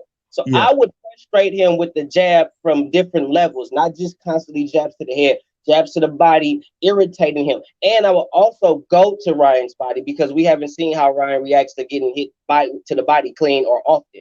So I would constantly go to Ryan's body. I wouldn't more so go to his head too much in the beginning. I would kind of just start teasing him to the body, irritate him to the body to where he's going to think body all the time. And then maybe round 2 or 3, maybe about 3, 4, or 5, I'll start going to the head a little more. But in the early rounds, I'll mainly try to just give him to the body, give him something he's not used to seeing on a regular basis, which is a lot of body work. All right. Aaron Rojas said Garcia KO early, won't make it to the 6th. It could be. What do you guys think about that? What y'all think about what Aaron Rojas said? P, I'm gonna start with you. Garcia KO early, won't make it to the 6th. What you think? Oh, say that again. Say that again, please. Aaron Rojas said Garcia KO early. It won't make it to the 6th round. What you think about that comment? Well, I mean, won't make it to the 6th. What the hell, man? He said make it. He meant make it. It's just a typo. My bad. I'm actually with it. I actually think it's going to be an early night. You know what I mean? I think Luke, I don't think he's at that level, when it comes to the pros. And I think Garcia, he's got power, the kid, man. He might be pretty, but at the same time, he's got power. You know what I mean? Don't look at his face, look at his hands. You know what I mean? That's all I got to say. Right. Okay. What you think, BDA? Man, it's going to be a stylistic. It's interesting to look at the stylistic matchup because I don't know how it's going to go. Definitely Ryan Garcia is a counter puncher. He's not unless Reynoso suddenly turns him into a hunter and he goes on the prowl and he starts cutting off the ring, going to the body, working both sides. And, he's going to be trying to box Campbell. He's going to try to make Campbell box to him. So if that would be his best bet to catch Campbell coming in. But Campbell, I don't know if he's going to fall into the trap. Like If he catches him with one shot, then it's going to become evident that Garcia is this super sharpshooter, fast sharpshooter that a la Roy Jones. If he can pull that off, then it's going to be hard to beat him in the future. But we're going to have to see, man. Look, Campbell has to feint the shit out of him. But it's possible if Garcia's power is that good, which I think it's being underrated a little bit, but if it is that good, then he could catch him coming in and stop him by the 6th round. And that would be very impressive. Okay, Luke Campbell is a gatekeeper, top 5 and 10. I hear you, Scott Brown. So, Bias, what do you think? What do you think about that? Yeah, I think it's possible. You know, he could come over the top of the jab. Yeah, so I can see it happening. Yeah, I wouldn't rule it out. I'm not going to give a specific round, but I definitely think, you know, the KO is there. Early KO. Okay. Brian Harkin. Definitely possible. You know, I still question Ryan Garcia's power at the elite level. You know, he's knocking out guys, you know, who are beneath him, and he's knocking out guys he should be knocking out. You know, but it's possible if he can utilize his jab, if he can time Luke Campbell coming in, he, you know, and land one of his shots, is either his hook or his uppercut. Yeah, he can knock out Ryan Garcia. Might not be early because, you know, I think Luke may be cautious. Luke always starts cautious for me anyways. So, you know, he's a guy you had to go hunting down. If you're not going to go hunting Luke down, he'll box you all night. That's, you know. So, but if he can catch him on the way in, yeah, it's definitely possible. All right, what you think, bro? Early knockout, won't make it to the 6th. What do you think? I think if Ryan gets in on Luke, it's gonna end early. I'd say it's gonna end within 6. If Ryan can get if he can get in on Luke, he'll end it within 6. But if Luke shows that real good boxing pedigree that I'm hoping that he displays, it will go 12 and he will give Ryan Garcia fits because he'll have a constant right hand jab in his face, and he won't be able to counter as much as he may want to, because just like old boy just said, Ryan Garcia is a counter puncher. So he's mainly looking for you to commit to something so he can catch you with something stupid that you don't see that's going to put you on your ass. And I think that Luke Campbell, with his experience, if he's smart and if he utilizes his experience, he won't fall for that stupid shit. But if he is one of those, if he goes in there thinking he still got something to prove and he tries to go in there and tries to basically outpunch Ryan Garcia, he's going to catch him with something stupid, and Ryan Garcia is going to put him on his ass regularly and often. That's why I think if Luke Campbell goes in there recklessly, it's going to end early. If Ryan Garcia can get in there on him early, it's going to end early. So it's really up to Luke Campbell's boxing prowess. So I got it ending within 8 rounds, not 6. See, that's the thing. Like, Aaron, hit the mute for me. So Aaron, go ahead.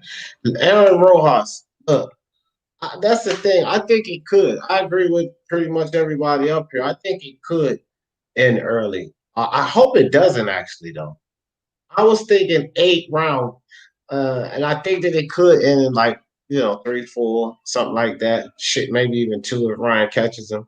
But I'm hoping Ryan gets some working, because it's not always a good thing either to just go in there and keep knocking guys out. Sometimes you got to get some working. The best thing that could have happened to Teofimo Lopez was a lot of people take the Nakatani fight as a bad sign. Or I think it's probably one of the best things that could have happened to the kid. Working through adversity, getting those rounds and dealing with something that you haven't dealt with before. And you take that and you learn from it, right? That fight could have potentially prepared him in some ways for this Lomachenko fight. He had been used to just going in there, having his way, doing what he wanted with those guys. That could have built a false sense of confidence going in there with Lomachenko. Well, now this guy Nakatani comes in here and he gives you all you can handle. now you know, well, shit, if he can do this, then this dude Lomachenko, I better get on my shit. That could have been the best thing for Teofimo. And maybe, I would like to see Ryan go 7 or 8 rounds. And I was actually thinking about picking an 8-round stoppage. But will it make it that far? So Aaron Rojas, good comment. I think is potential that it doesn't make it that far. Rob says, I know Teddy Atlas is not right all the time. He is right most of the time. He got Loma breaking him down to the body and stopping him in later rounds. I agree with him. What you think? Well, here's the thing. I can see Lomachenko starting to take over like around round 6 or 7, and which where I think could be where Teofimo finds his success, because when Lomachenko feels like he has you figured out is when sometimes he starts making his mistakes. On his approach. And this is where it's not while he's processing the information. He's going to stay away from Teofimo. He's going to keep that probing and paw and jab at him, maintain foot position and figure out what Teofimo's going to do. But once he processes that information and figure out what Teofimo starts to do, then Lomachenko, that's when he goes on the attack. But sometimes the way he goes on the attack, the way he tends to lean to the left, the way he comes down in to attack the opponent, sometimes the way, he starts to break, that's where he'll open himself up for Teofimo. And I think that Teofimo would have been processing his own information those first 4 or 5 rounds as well, right? And how he's going to land his attack. And the chess match that I believe Lomachenko is talking about, at least in my perspective, is the 6th, 7th, and 8th round. That's the chess match. It's those 3 rounds. And here's the thing. If Teofimo don't get the job done, and I've been saying this consistently, if he don't get the job done in 6, 7, or 8, I feel like he's in trouble. But I do think that those are the rounds where he'll be able to get low and have some success and put him away. Go ahead, Unbiased. You know what I didn't like from what Loma said was that the Richard Comey punch from Teo was a lucky punch. I'm still not understanding why Loma is saying that. To me, it's like he still doesn't see that Teo set that up. That could be detrimental to him. So to me, it's like, is he purposely saying that to like undermine Teo to make him think like, oh, I'm not trying, or just trying not to like acknowledge him or play mind games kind of thing?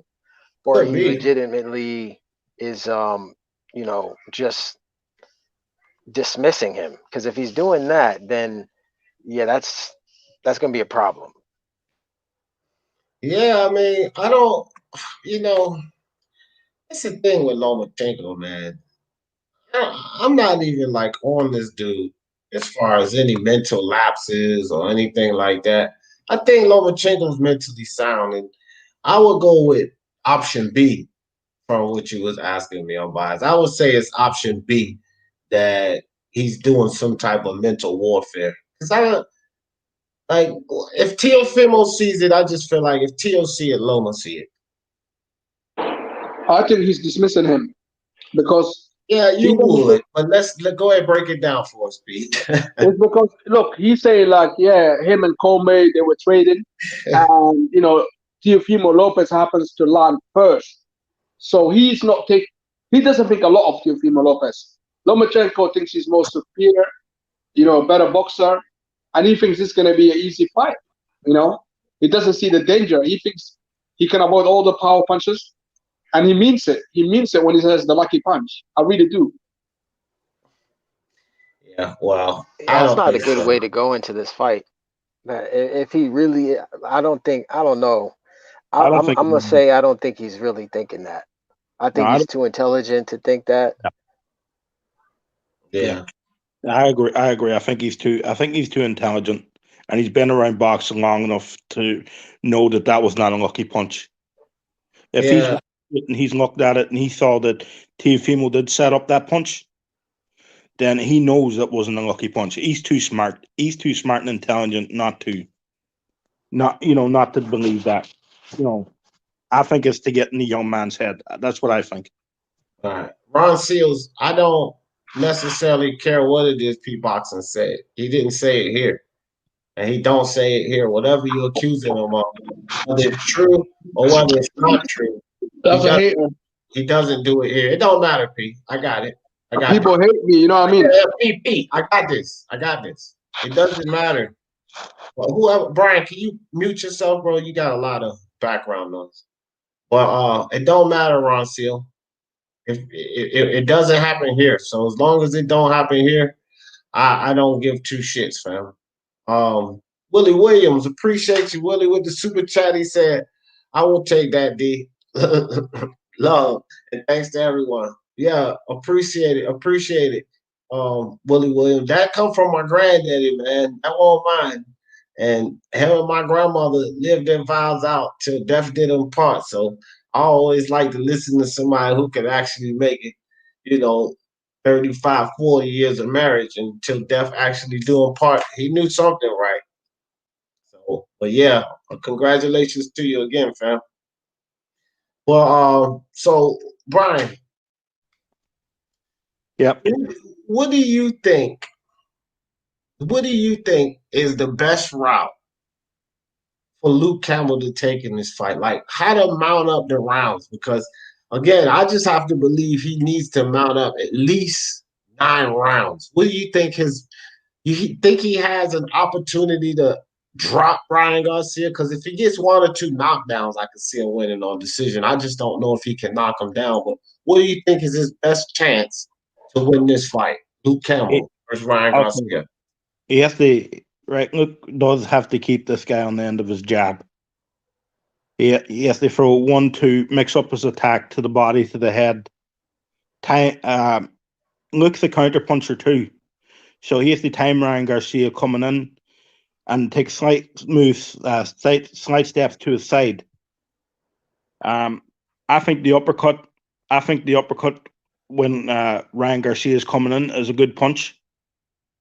He has to utilize his jab, and just he has to keep him long distance. He can't take him on the inside because I think if he takes him on the inside, he's going to get his ass whooped. That's personally, I think Ryan's too strong for him on the inside, and what I'm hearing is from a lot of people, Ryan doesn't have an inside game. I think he's got a better inside game than Luke Campbell. So, what makes you say that, though? I'm curious. Ryan's dangerous. So he has to keep it long, move, make Ryan miss. Switch up his distance. Switch up his punches. Sorry, that's my dog barking. So what'd you say, unbiased? What fight did you see that Ryan has better inside game than Luke Campbell? Not really. I don't think they both have great inside game. Okay, I agree. I've just never seen Luke Campbell as a great inside fighter. Yeah, I agree. Then and then if you consider speed and that short check left hook that he got too, I mean that's 2 bonuses right there for inside fighting. If neither of them are great inside fighters, I mean then you would probably go to attributes and shit like that. Maybe I don't know, but yeah, I agree with both of y'all. I don't see either of them as. I haven't seen anything from Ryan concerning like great inside work or anything, and Campbell's just not known for that. He's mid to long range fighter anyway. Yeah. No arguments. I think Ryan is a mid range fighter. Ryan is more of a mid range fighter. He's not a long range fighter. He don't really go to the body. Ryan don't be too. Honestly, I feel like Ryan's most fundamental flaw is he's too damn tall. When I say he's too tall, I mean when he's in the ring, when he's throwing his punches, he's too tall. He stands tall. He stands too tall. He don't bend his knees. He don't change levels. That's a recipe for getting caught with stupid shit on the way out. You know what I'm saying? So I want to see him to start to bend his knees and change levels a little bit more. I want to see more of that from him. If I start to see that, then I'll be a little more satisfied with Ryan. and a jab. I want to see a jab. I mean, a good jab. I haven't really seen a decent jab. Unless y'all have seen the jab from Ryan that I ain't seen, because I ain't seen Ryan throw a decent jab or a consistent decent jab on nobody. Yeah, but well, I mean, we haven't really seen much because he's knocking guys out too quick. But he kind of reminds me of a kickboxer, like right, Boom? Like you know about that? yeah, The he's way, too tall. He fight too yeah, tall. the way That's he how I used to. stand up When like I a first kickboxer. started boxing, yeah, when I first started boxing, my very first sparring lesson, my coach Paul Wade told me, he was like, too tall, too tall, too tall. He would always say that to me. And then when I finally watched film of me sparring, I saw what he was talking about. And then when I see other people doing it, I said, okay, yeah, that they too tall. You got to learn in boxing, you don't have to be so tall. You use your legs for more than just stepping around and moving. You use it for your waist movement and bending your knees and dipping and doing all kinds of different movements with your hips and all that. But I think Ryan is not displaying that. He hasn't shown he has to show head movement and all that for me to feel a little more impressed with him. I'm not really, I think he's going to get caught with certain shots that he's not supposed to get caught with. And I think there's no disrespect to the pen. I just think we kind of underestimating Luke Campbell, because Luke Campbell ain't afraid to get in there and throw some leather with you. He showed that with Jorge Linares. You know what I'm saying? He'll get in there and throw some leather with you. And especially if he feel like he's losing, he will get in there and throw some shit. So and the only thing that we have to see is if Luke can take Ryan's punches. And the only thing why Ryan is catching people and knocking them out is because he's hitting them with punches they ain't expecting and they ain't seeing, because he hella quick, he hella fast.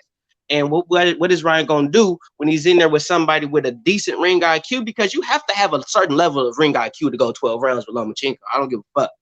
So he does have some sense of ring IQ. So how is Ryan Garcia going to deal with somebody that has, that's what I'm saying, we're underestimating the experience. This is a silver medalist we're talking about. This is a guy that has been in there with top opposition. And just like what D. Jefferson said about Teofimo, when he had fought Nakatani, that was a big lesson for him. How we cannot say that this is the same thing for Luke Campbell with the fights that he's had, and going into this Ryan Garcia fight, a lot of people are underestimating him, expecting him to get beat up. We don't know what that's doing to that man's psyche going into this fight. The thing about Ryan Garcia too, man, is his power is being overrated, man. Because look, there's nothing more impressive than first round knockouts for a lot of people. He caught two guys coming in, first round knockout, and so now everybody's thinking power, power, power, power. Well, let's go back to the Morales fight, which took place on X video. That fight, he was struggling with the guy, no inside game. I'm struggling to think here about a guy who started off as a pure counterpuncher and then started becoming a complete and total fighter in the span of 1 or 2 years. Because that's what Ryan Garcia is at right now. His last fights were a year ago, and it's all counterpunching, counterpunching, counterpunching. I don't see him turning into a hunter anytime soon or an inside fighter. So he's got that against him. Also, if he knocks out fucking Campbell, it's going to be impressive, because neither Lomachenko nor Linares could do it. But when Campbell fought those guys had hand speed, and he didn't freeze, he didn't panic. In fact, against Lomachenko, he used his height and reach to good advantage. And even then, he got Campbell, like we saw last night. He was catching Loma body shots. So that's something that Ryan Garcia is not going to do. He's not going to be coming forward. As soon as he gets countered, he's going to go, fuck, let me go into my safe zone, which is my counter punching. And it could potentially be a very boring fight. Yeah, it could be. Yeah. I agree with that. It can be a boring fight. You know, it's just how does Ryan Garcia's power transition to the higher level?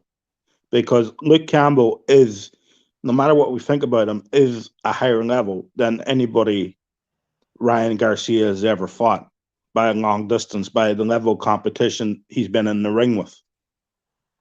You know, he may not have won them fights, but, you know, he still looked decent in those fights. You know, so it's a step up. So, you know, is it just power with Ryan Garcia? Maybe he's starting to believe in that hype. You know, I hope not. I hope he's still continuing to believe in his boxing skills. Right. And just like the comment that was said about like Ryan being on a certain level and Luke not being on the level of runs, like Luke Campbell fought Lomachenko. And for Luke Campbell, a Lomachenko fight was a lot bigger than this Ryan Garcia fight. Yeah. Yeah. So at the end of the day, Not what Luke Campbell does, because I expect Luke Campbell to be Luke Campbell. It's how does Ryan Garcia react to the situation? Can he make that step up? You know. So it's all right looking impressive against his last two opponents, knocking them out in 1 round, but this is a massive step up for the young lad, and let's hope it's a good fight. Let's hope that he isn't just working on his power, and he's actually concentrating on his boxing skills and trying to learn and try to get better, because we see that often. A fighter gets in love with his power, and they move away from the amateur style that got them there. Hey, how many southpaws has Garcia fought? I don't know. Has he fought any decent southpaws? I gotta go rewind and watch that, because let's not forget Campbell is a southpaw. He's not. I can tell you this: he's not fought any decent southpaws. I can tell you that, because who has he fought that is too much better than decent at all? You don't really exactly, man. You don't even have a high level of competition, right? So it's like, no, who has he even fought that's too much better than being decent at all? You know what I mean? Boxing learner, what's up? He said Ryan holds a lot. He can exchange. His last opponent was a super featherweight. Yeah. I mean, Ryan still has a lot to prove, man. That's the thing. Appreciate you, Boxing Learner, for the super chat, bro. That's up.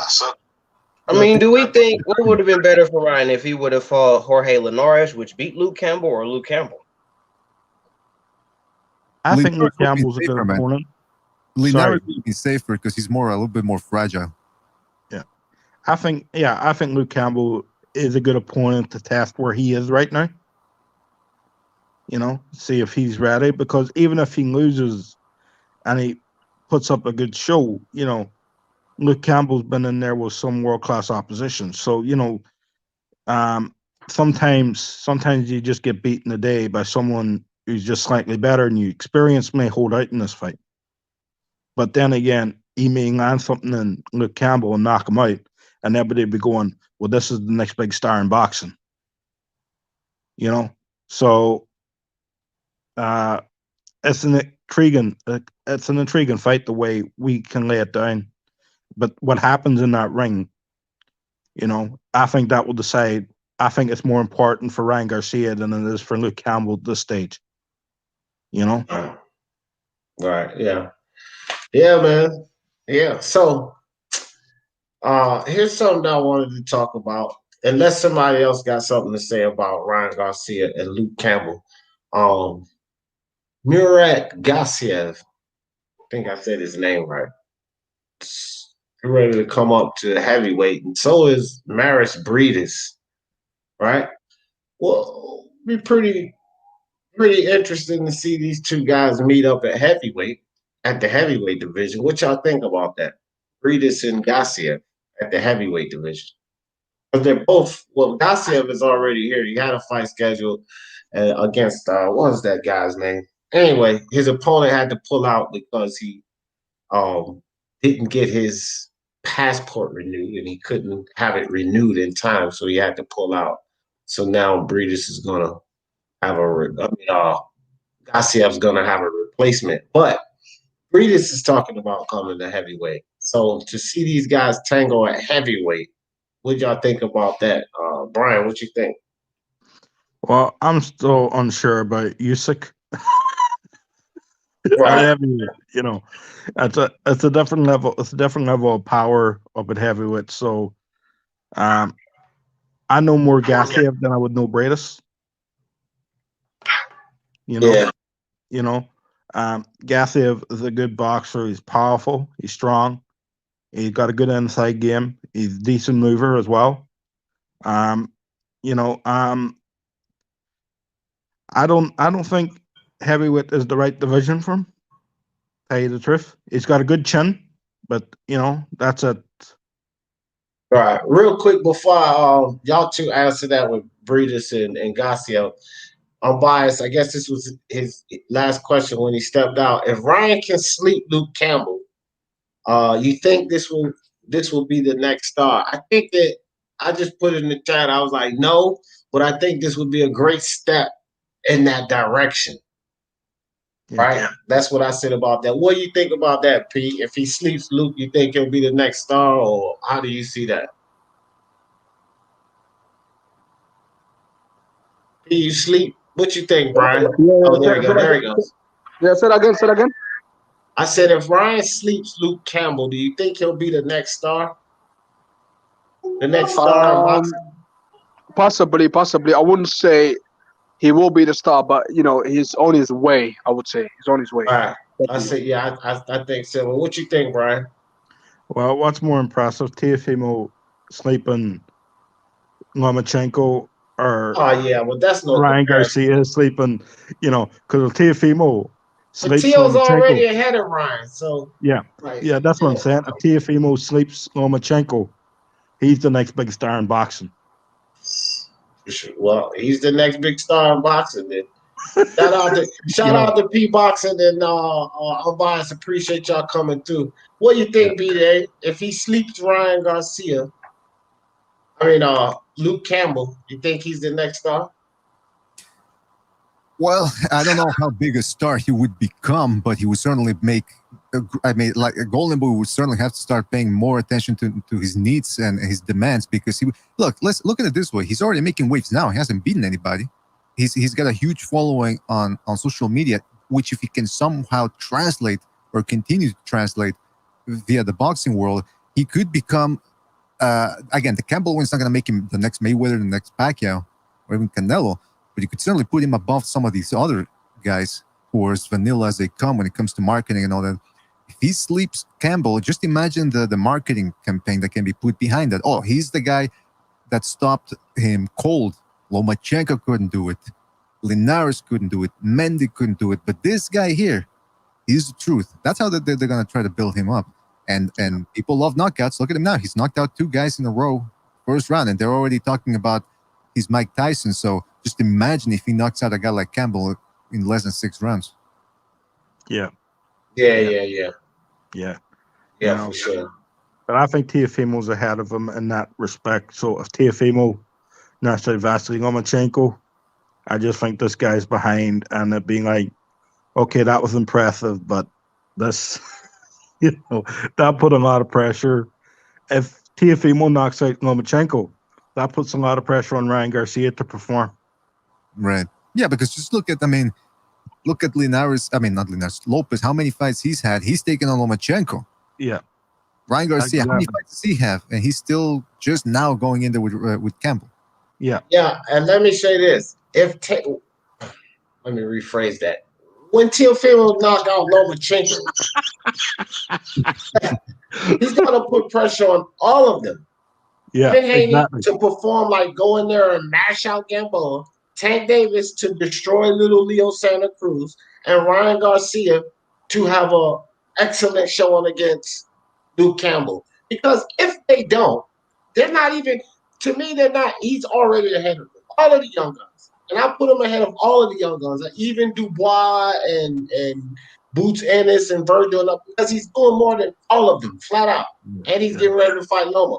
But when he knocks Lomachenko out, it's Teofimo. He's not even in a category with them anymore. It's those guys competing against each other. After Teofimo beats Lomachenko, he's not in the category with them because he's already ahead of them. He's definitely already ahead of them. Yeah, if he does that, he's the next big star in boxing. For sure.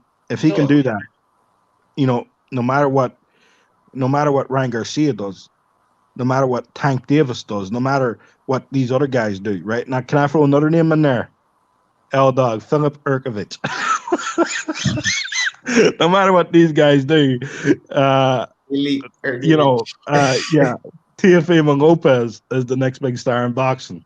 So, if he can do that, please tell me. That was a great point, D-Man. I mean, if these guys, prospects have to start, and boxers in general, they have to start putting pressure on each other, because they, these prospects, they keep getting tomato cans, and they look at the other prospects, they go, well, they're doing the same thing. They don't need to push themselves. But now if Lopez, Lopez already fought Comey. Now he's fighting Lomachenko. Now Garcia is fighting Campbell. So guys like Tank Davis and Devin Haney, they're competitive people. They get that taste and they go, you know what? I want, they start putting pressure on their promoter. Get me this fight. I want a big fight. I want to, especially once they start letting people inside crowds again. And these guys go to other events where there's a lot of people and there's a lot of hype. These fighters want that.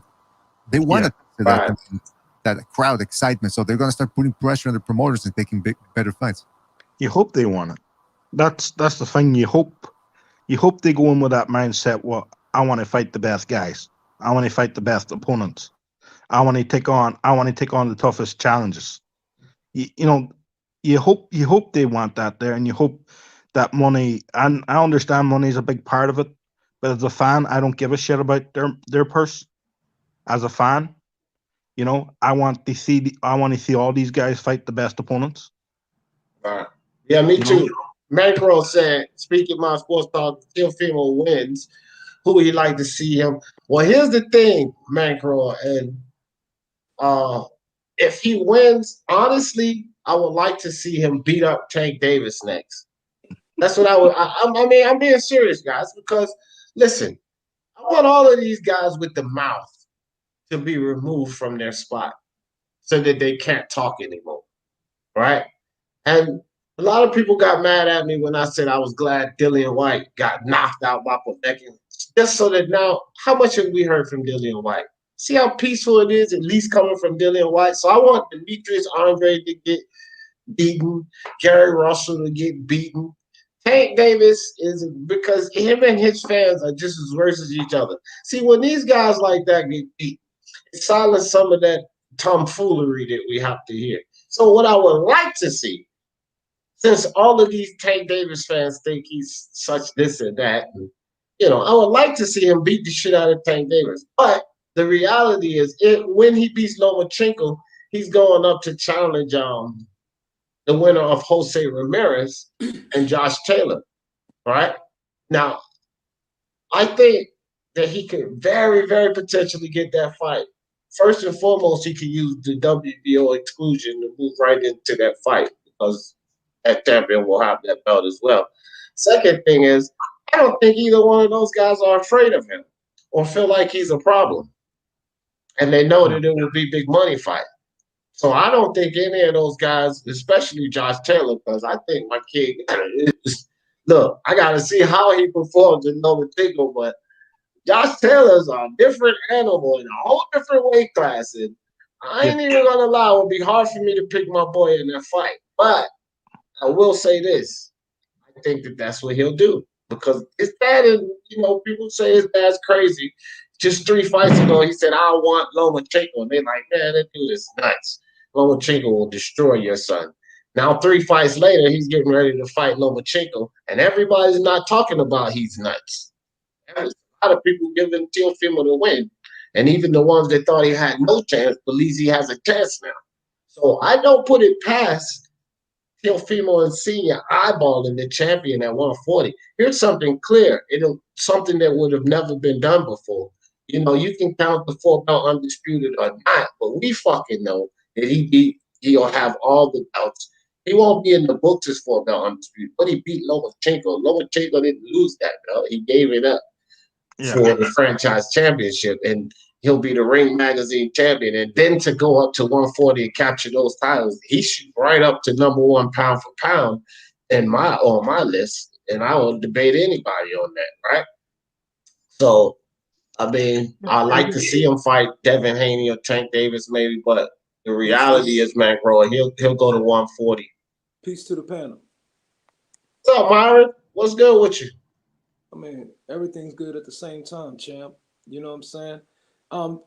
Let me piggyback on that question.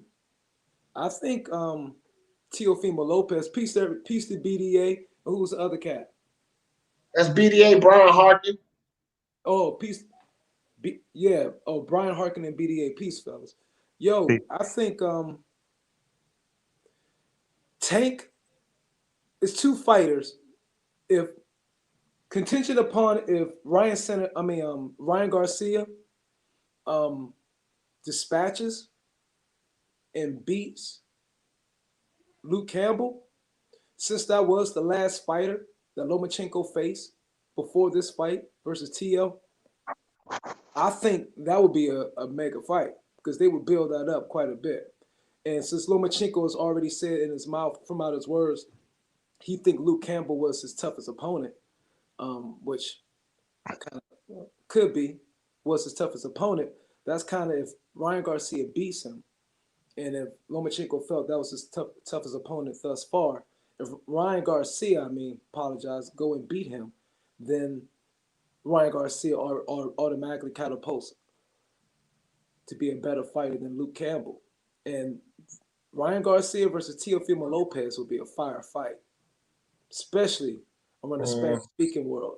And so then that's a Golden Boy top-ranked promoting fight. Then we keep talking about I think we're doing like torturing ourselves, keep wanting to push this a top rank working with PBC anytime soon. But we see ain't really happen that much. So why we keep torturing ourselves? What are you talking about? When's the last time you seen top rank work with the PBC? Wilder. Really? Huh? Wilder and Fury. Okay, then what other fight? Only heavyweights, pretty much. And then we saw Joshua. Well, no, we saw even with PPC and DAZN. So you seen Wilder and Fury because that had to happen. But then we seen Ruiz and Joshua. Ruiz and Joshua. But we ain't seen many. That was really Matchroom. Yeah.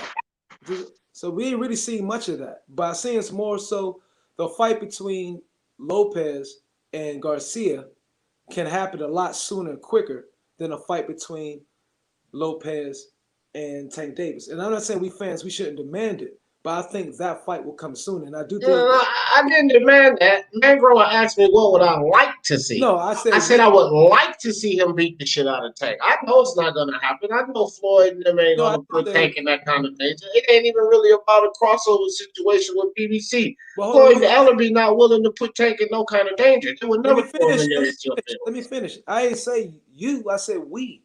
All right? Yeah. I ain't say you, I said we. But I just think the Ryan Garcia and Teofimo Lopez fight would be huge as well because they're both young. And that won't happen. Excuse me? That won't happen. That won't happen. Why? Because Ryan Garcia is not ready? No. This basically from Senior himself, that won't happen. Okay, and I'll tell you one thing. If any fight that they stayed behind before, I said I would like to see Tank, but that wouldn't happen either. Any fight that they would stay behind for would be Haney. But Senior said that's the fight that they would want, if any, out of the rest of those guys. He's like, he's not worried about. Hold on. He said he's not worried about those guys. He's not worried about them. So Ryan going up soon too. Yeah, but this is what I'm saying. That's why I'm trying to give you information from his dad, bro. Like, this ain't my opinion. This is shit coming from his dad. They want to move up and challenge the winner of Ramirez and Taylor immediately, because after their idea is this: after we beat Lomachenko, these guys don't matter. This is what I'm trying to tell you. So Ryan Garcia would never happen. He's not even on their radar. Because they're like, when they beat Lomachenko, the rest of those guys don't matter. They've beaten the best at 135. Now the key is to go up to 140 and improve there. And he went as far as to say that even if they didn't get the fight with Ramirez or Taylor, they would probably still move up to 140 and get a marquee fight there, because the idea is to move on and not mess with any of those guys after they. Okay, but what I'm saying is Ryan Garcia is going to be moving up with them right behind him very freaking soon. Ryan Garcia is big. Yeah, well, he do it at 140, but it ain't gonna happen at 135. That fight is going to happen before Tank, and I definitely believe that's going to be a blockbuster fight. And nobody's arguing it's gonna happen before Tank, Myron, because Tank ain't gonna fight nobody significant. So you definitely win that argument if anybody would be stupid enough to argue that. They're not gonna put him in no significant fight. Tank's gonna fuck around until he retires. Stupid to think Tank ain't gonna fight nobody significant, bro. That's dumb. Well, bro, why is it stupid to think until he shows us? Because fucking Leo Santa Cruz ain't significant if you want to push that bullshit narrative.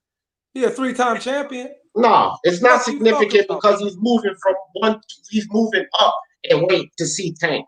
He fought a fucking Flores at 130, and that's it. This is a little dude coming up again, and this is the same dumbass narrative they've been selling us on Tank Davis his whole fucking career. Another guy coming up in weight. This is a bullshit fight, fam. And I'm not buying that bullshit narrative again. He probably can't fit into one. Whatever, man. No more. They said that dumb shit about everybody they moved up in weight. The same narrative. Well, this guy was this, and he fought this guy.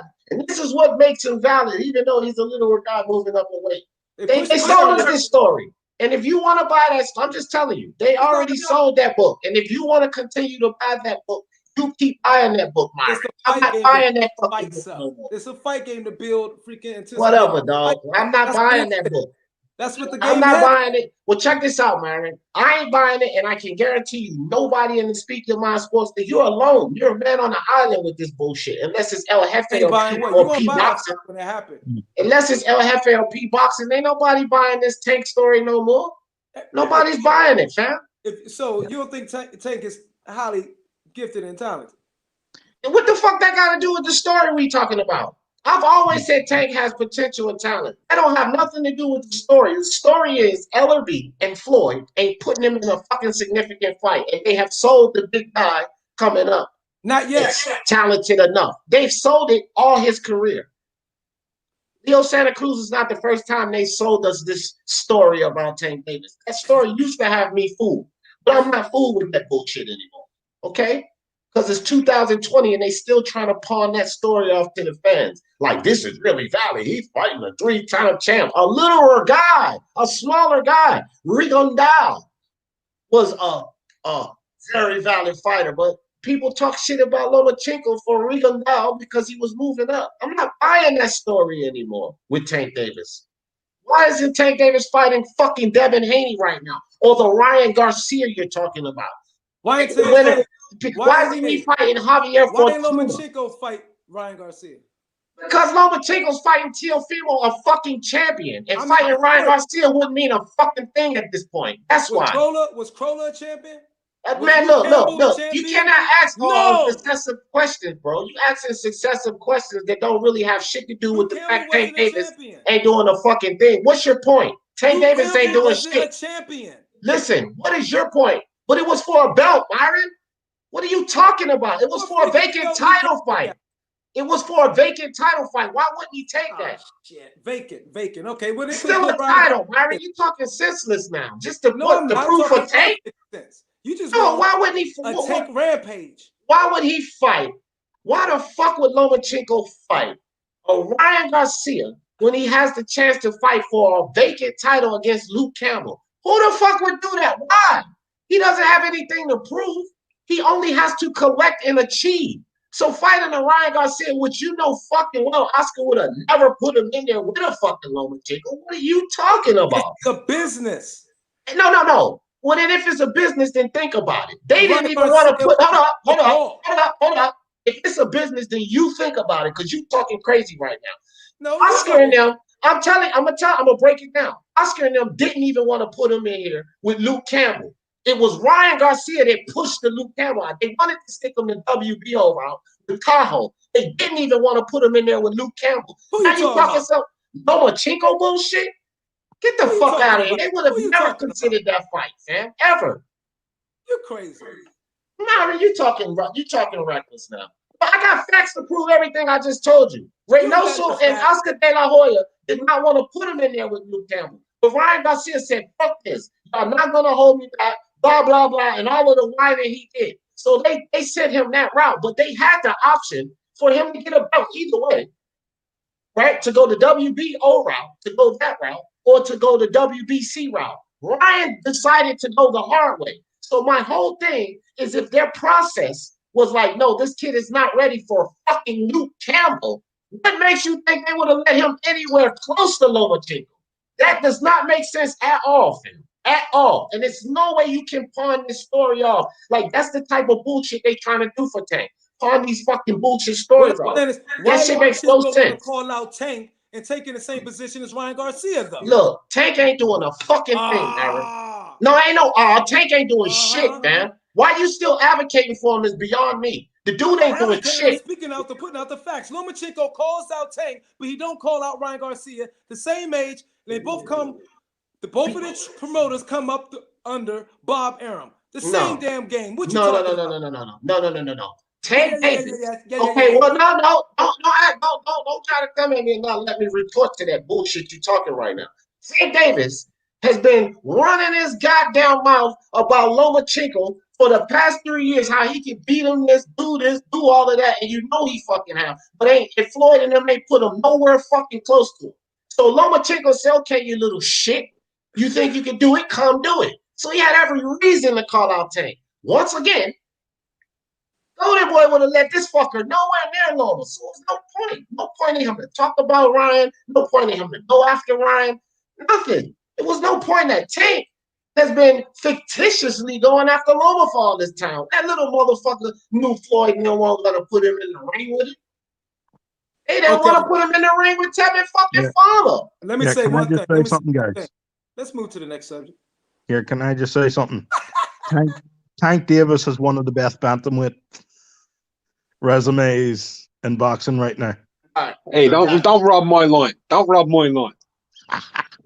Don't rob my line. I've been saying that for months. But yo, look, Loma can fight Ryan if Tank agrees to do what Tank said he was going to do after he beats Gamboa. That fair? He said he was going to go up, he was going to knock out Gamboa, then he was going to move up to 140 and knock out Josh Taylor. He said that on his own Twitter. Yeah. That's clout chase. But here's the question. Why is Loma love calling out Tank, but don't like calling out another opponent about same age, same progression up, prospect, super prospect, and Ryan Garcia? Tank Davis called it. I'll answer this. You don't see nothing weird with that? Mark, I'll answer this. I'll answer it. Ryan Garcia hasn't said he wants to fight Loma next. Tank Davis said it 9 times. Loma bit, and Tank never followed through. There you go. What the hell are you talking about, Mark? And then he's talking sense. What the hell are you talking about is the question. Because Loma going after Ryan makes no sense, fam. No sense. Why going after Tank makes sense? Loma said, "Oh wow, I want to go." Oh my gosh, dude! Because they were in the same weight division that they were both champions. It's unifications. Davis, but love Ryan Garcia. No. I just want to know, Myron. You're a very smart guy. Why do you keep asking the same question? We done gave you answers.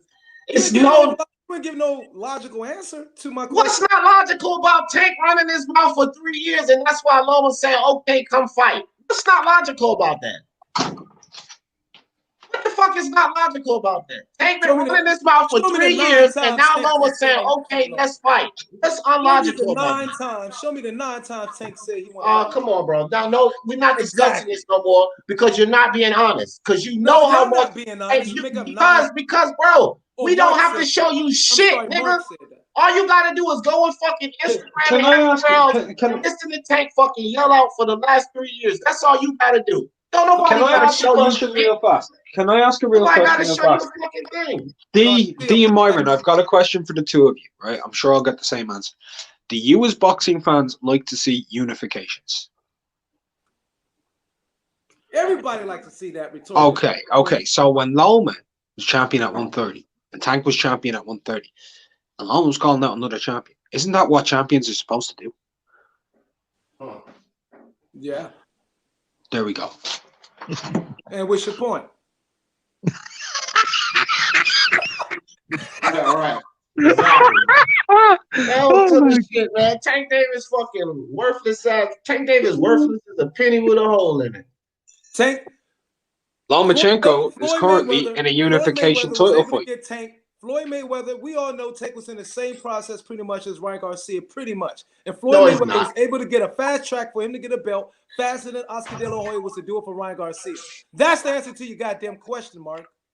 That's bullshit because bullshit. No, D, I didn't hear it. Repeat that, Myron. Repeat it. Well, you lost. You didn't hear it. I don't know what the hell you're doing. Okay, I'll replay it. Hold on. If you're not Oh, going to repeat it, I'll just replay the stream. Give me a second. why he's replaying that? That's Yeah, bullshit. I know because he police. No, that's bullshit. Because Tank Davis and wide nose fucking waterfall nose fucking Ellaby. You recording all our lives, Mark? No, he's just listening to the playback. But listen, Ellaby and Floyd had plenty of opportunities to put Tank into decent fights, and they chose not to. Period. And everybody knows Mark, that. you ain't the police. I'm just They joking. chose not to. I'm talking shit. That dude is, listen, man. Tank Davis is a disappointment. He is a guy that I used to be a fan for, advocate for, and he's a disappointment, a huge disappointment. The dude has done nothing up until this point concerning dedicating himself and being focused to the game. Up until this point, I say, because he's had a level of focus and dedication I've never seen in his little fat ass before. Outside of that, he getting beat up on the couch drunk by this idiot hood rat girl of his. He getting fat in between fights, kissing Adrian Broner. He didn't get fat in between this fight. You was just glorifying him the other day for this. I said prior to this point. See? Well, let's deal with the present then and not the past. Yeah, whatever. That's what I'm basing it on. All the dumb shit he did, which is what makes him an idiot. Oh, just like everybody else then. Yeah.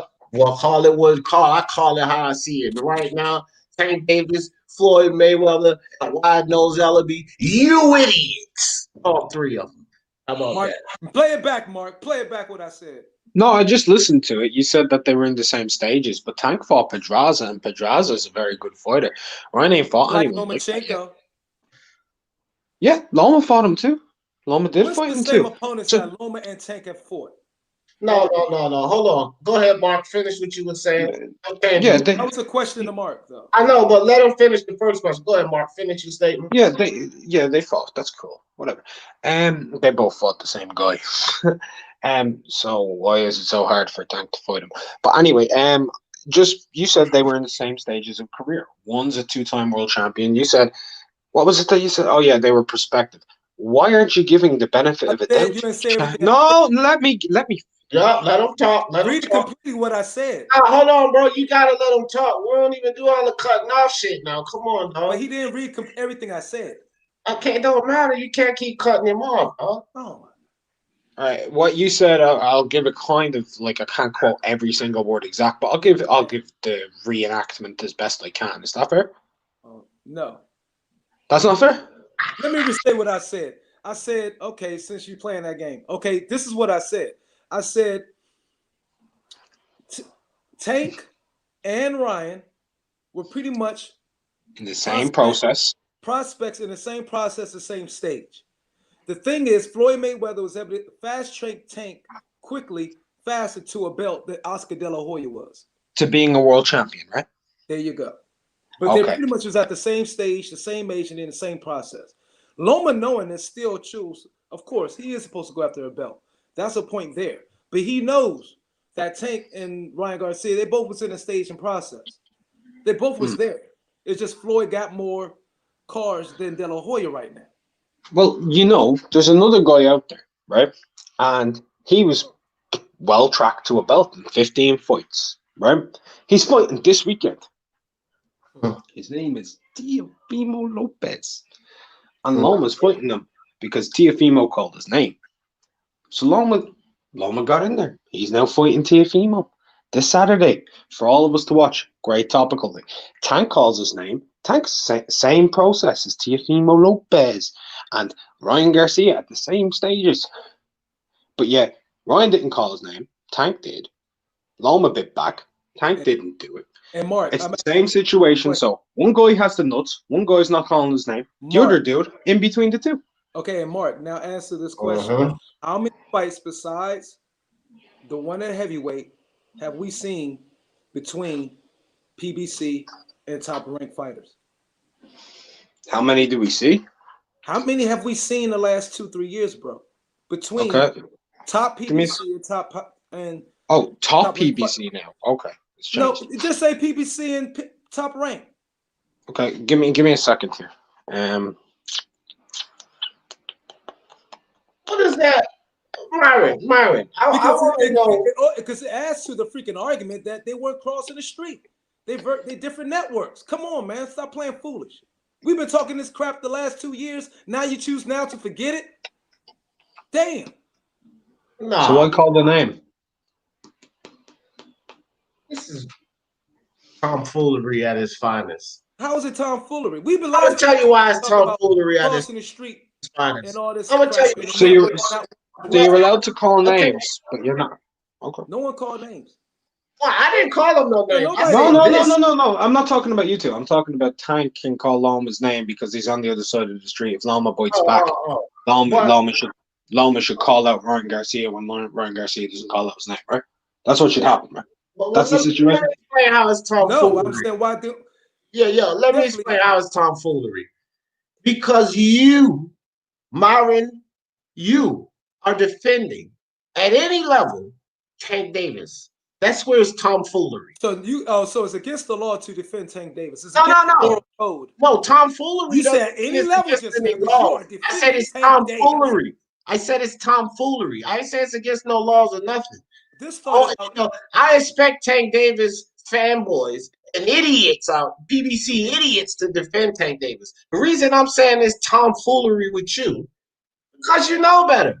I'm a boxer. Yeah, you know better. That's all I'm talking about. You know better. So dude ain't doing nothing. So it's I know better. I know better not to just destroy and look at it objectively a situation. Listen, man, I already know what your motive is, but I already told you. If the motherfucker's trash and he's not doing what's good for the sport, he's fucking trash. And that's what I'm going to put out there. What Floyd Wide-Nose, Ellaby, and what they're doing with Tank, what those two guys are doing with Tank, is trash for this sport. And Tank is collateral damage, but it's trash. Contradicted yourself earlier, D. You said that why would Lomachenko fight Ryan Garcia? He don't have a belt. Then why in the world would he fight Luke Campbell? It was for a vacant, but it could have did that. For a belt, dog. What do you mean? That's not a contradiction. Did Crawler have a belt? You asked me what the purpose was. Did Crawler have a world title, dude? What are you Did talking Crawler about? have a belt? That was a stay busy fight. Oh, I can actually explain the Crawler fight. I can explain the Crawler fight. Everyone else inside, everybody else inside the top 10 of the two belts that he had at the time was unavailable. Literally, they all had fights lined up. That was the next best available person in the rankings of the two sanctioning bodies, which he has to do for a voluntary. Crawler? He was the one who was the highest ranked left out of the top 10. 9 other people, and both were all busy. Oh yeah. Did they bump up his rank like they used to do Wilder opponents, and we all used to admit to that? He was the champion. He don't get ranked. He was the champion. You don't get ranked. No, Crawler wasn't. He's talking about Crawler. Crawler was already ranked inside those bodies 9 months beforehand. Right. You know, as a former champion.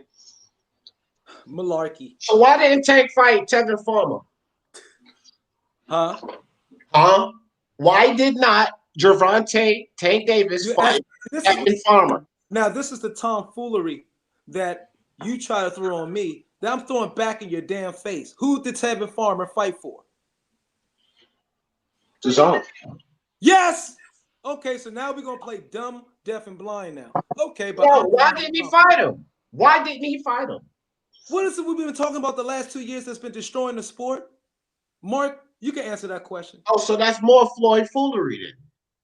Because Floyd's Mark, where have we been talking the last 2 years? It's still more Floyd's foolery. Have we been talking about not the networks working together? Yeah, I don't give a fuck about that network shit. It's crossing the street. Foolery. Mark, you crickets right now, Mark. No, that's no cricket. Wait, hold on. D's talking. How am I crickets when that man's talking? No, because I said your name 3 times.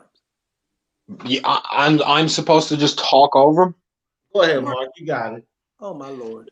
So I don't know what we've been talking. I know what I've been talking about ruining the sport for about 5 years. Well, you've been talking about ruining the sport, maybe promotional companies. Well, I've been talking about how long, Mark? We talking about the same thing. Get to the point. I don't just talk about promotional companies. I talk about fans allowing it. Okay, but it's a reality, isn't it? What, the fans do it too? Yeah, of course. Or you dancing around? Okay, you dancing around the answer. I get it. No, that's a You too young reality, about right? it. I gave the answer. The fans do it too? Yes, so that's both. Look at this guy. You let that So, go. so you didn't get the answer you wanted. Now, you No, know. the answer is we all know that the networks have not been working together. Definitely PPC and DAZN. They have done it to give Joshua somebody they thought was, and we all thought was going to be an easy rollover, and he comes up and changing the world or changing the whole heavyweight landscape. It's, That was Ruiz. it's Do you know Jake. who else? Wait, hold on. Do you know who else works with DAZN? Who happens to be a PBC fighter? Danny Jacobs. Did check this out though. He was a PPC fighter. Is Tank Davis signed with TMT or is he signed with PBC? Because I thought he was signed with TMT. So TMT can do whatever the fuck they want. And they could have made a fight with Tevin Farmer because he signed with TMT, and Floyd has come out and specifically made it clear that TMT is his. It's not umbrella under nothing. That's Floyd Mayweather shit. And if I'm not mistaken, Tank Davis is signed under TMT. So I don't want to hear again this crossing the street bullshit. That Floyd and Wide Nose Ellaby, who happens to be the CEO of TMT, ain't doing a goddamn thing with Tank. And that's the reality of it.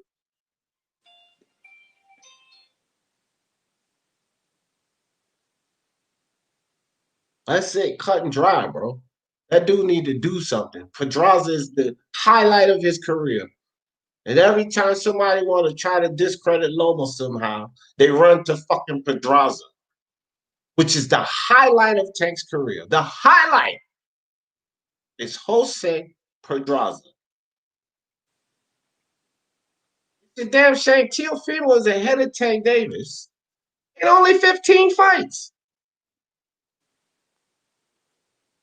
In 15 fights, which shows you that Tank has been doing absolutely shit. Fucking Teofimo Lopez. But same as Ryan Garcia, right? I don't give a fuck. I'm talking about Tank Davis, and I said Teofimo. I didn't say shit about Ryan. Tank Davis is fucking off and just getting paid for it. And it's not the same as Ryan Garcia, because how old is Ryan Garcia? If I'm not mistaken, Tank's 25, and he was in this boxing game at the age of Ryan Garcia. So give Ryan Garcia 5 years before we start comparing them. How old is Ryan Garcia? He's 20 or 21, but he still got plenty of years to catch up to the foolery Tank been doing for the past 4 years or more. Oh, it's his He was age not now? doing anything, fam. He age just started now? dedicating himself for this fight. The first time I seen him this condition, this far away from a fight, ever. As soon as he started making money, he was fat, sloppy, fat, drunk, fat, sloppy, drunk, fat, drunk, sloppy, in between fights. That was the regimen. Come on, man. I'm not going to even sit up here and listen to this Tank Davis and Floyd and Wide Nose foolishness. Foolery. But it started out. That's all foolery. It started out on Lopez fighting Ryan Garcia. That's where this whole thing started. Man, Teofimo Lopez asleep, Ryan Garcia. The way that kid keep his chin in the air, I'm telling you right now, Teofimo's too explosive and hits too fucking hard. He'll sleep Ryan Garcia. Okay. Yeah, I'd back money on Tio over Ryan myself. But that would be a big fight. No, it won't, man. Ryan Garcia means nothing to Teofimo after he beats Lomachenko. I don't know why you keep saying it. But I said it was not a big fight. Ryan Garcia beat Luke Campbell very well. Yeah, whatever, man. I said that. Gone. Teal's gone, and he's leaving Ryan behind. And Ryan better hope he vacates those belts, and then he can pick one up. Because if you ever have to see him in a match, he gonna get his little long neck ass knocked the fuck out. That's if Ryan Garcia knocks out Luke Campbell, how would you feel then? And Ryan being I still feel Teofimo will knock him out because I feel like he'll knock Luke Campbell ass out. The hell is wrong with Ryan Garcia? You think nothing for me? You think Ryan Garcia is going to knock Luke Campbell out? No, you think that. I asked you a question. No. Now, actually, what do you think if Ryan Garcia knocks out Luke Campbell? Then how would you feel about Ryan Garcia then? Or beats him? Well, Depends on how he knocks him out. If he knocks him out Or because just beat him. Just beat him. hey, hold on for a second, bro. You can't ask me a question and then stop me before I answer the question. If he knocks him out in an impressive fashion, like beat him up through the rounds and knocks him out, okay, I will give him more credit. But if he knocks him out because Luke Campbell is being sloppy or stupid, then what the fuck, bro? What kind of credit am I supposed to give him? He knocked out somebody slipping. Luke Campbell fighting sloppy or stupid. What are you Okay. talking about? I'm just saying, making mistakes. Like if he makes a mistake, every fighter's going to make a mistake. Hold up, Byron, dude. Either you're gonna get the floor or you're not, bro. You can't keep cutting everybody off. Here's the thing: he can make a mistake. Everybody makes mistakes. I get that, but we've seen flaws. When you see flaws in fighter and it's a constant mistake, this is what we call flaws. So there's certain flaws in Campbell, right? And if he's doing this same shit and get knocked out, and Ryan Garcia doesn't show me that he faced any type of adversity, he slipped a knockout in there quite easily. What kind of credit am I supposed to give him? Okay, well, the flawed Luke Campbell, Lomachenko said that was his toughest opponent. So if Ryan Garcia beats Luke Campbell, which is a 10-year age difference, since we talk about age, you put so much emphasis on the age. Because if Ryan Garcia is 21 or 22, Luke Campbell is like 31, 32, what? Somewhere right now, 32. So that's still, Ryan Garcia goes out there and beats him. Then I guess the youth, triumphed over the inexperience. So then how do you rate Ryan Garcia then? Do you think now he ain't good enough for Lomachenko? If Lomachenko is the toughest opponent? Bro, sometimes I don't know if you understand what the hell you're even talking about. But listen, I just gave no, my turn. I just gave you two scenarios of if he knocks him out. And you just basically gave me a retort based on one of the scenarios. Well, let me rewind and refresh you of the first scenario. If he puts on a boxing match and then stops him, then he will be reevaluated. Because I said this before, but it's like that when in one ear and out the other, and you just based another retort on option B. Like option A was if he has a good boxing match against him and he stops him, then he's reevaluated. Of course, I wouldn't assess him as being the same fighter. That's how fighters improve. They fight the better guy, they put on a good performance, and then you move them up the ladder of the way you have them ranked. That's usually how it works. And that's exactly what I would do if he was to beat Luke Campbell like that. Well, once again, option B, the one you focused on, left option A all out of the way. Option B is, if it's just something dumb and stupid, I'm not going to rate him. No different than I rate him now. So it's Ryan Garcia's fault if he beats Luke Campbell. So it's Luke Campbell dumb and stupid. If he does something dumb and stupid, I can't wrap my mind around that. Okay, so let's move on, because you ain't trying to wrap your mind around it. You're going to take that away from Ryan Garcia because he capitalized off of another fighter's mistake. Yeah. Let's get back to Gusiev and that makes sense. That doesn't. I think every fighter is supposed to do that. I think that's what the fight is about, is capitalizing off of other fighters. That's great, Byron. That's great. Let's get what are you talking about? I just want to get back to Gusiev and Breedis right now, because that's not going nowhere. But here's the thing. So, Mark, you heard Breedis is thinking about going to heavyweight, right? Gusiev is there. Gusiev is there. What do you think about those two meeting up at heavyweight? I'm down for it. I'm always down for a fight like that. My thing, though, with Gusiev is this motherfucker just needs to get his fight out of the way. He's been making a comeback for 2 years. You know what I mean? He's had 4 fights scheduled. They've all been cancelled. He was meant to fight Kingpin Johnson. That one's off now as well. Yeah, Kevin Johnson fights off now. He's fighting someone else. Can't remember who he's fighting now. Man, I just want that dude to get back in the ring because he's an exciting fighter. I think Maris Breidis will cause him a lot of problems because Breidis is a very good boxer, very good technically on the jab. So, and he packs a punch. He does pack a punch, Maris Breidis, especially at heavyweight. We've seen him knock out Manuel Char with one shot. All right. Gusiev, has a pretty good wallop with him too. So, he does. Just 2.5 years of inactivity. He needs to fight.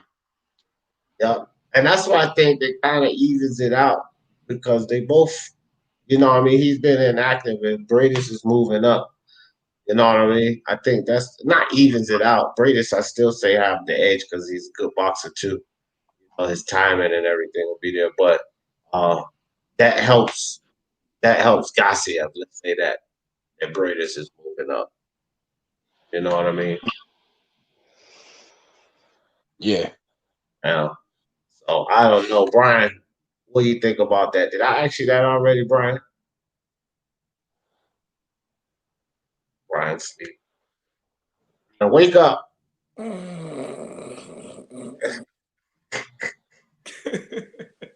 Brian knocked out. What you think about that, Myra? Gusiev and Bradis meeting up at heavyweight.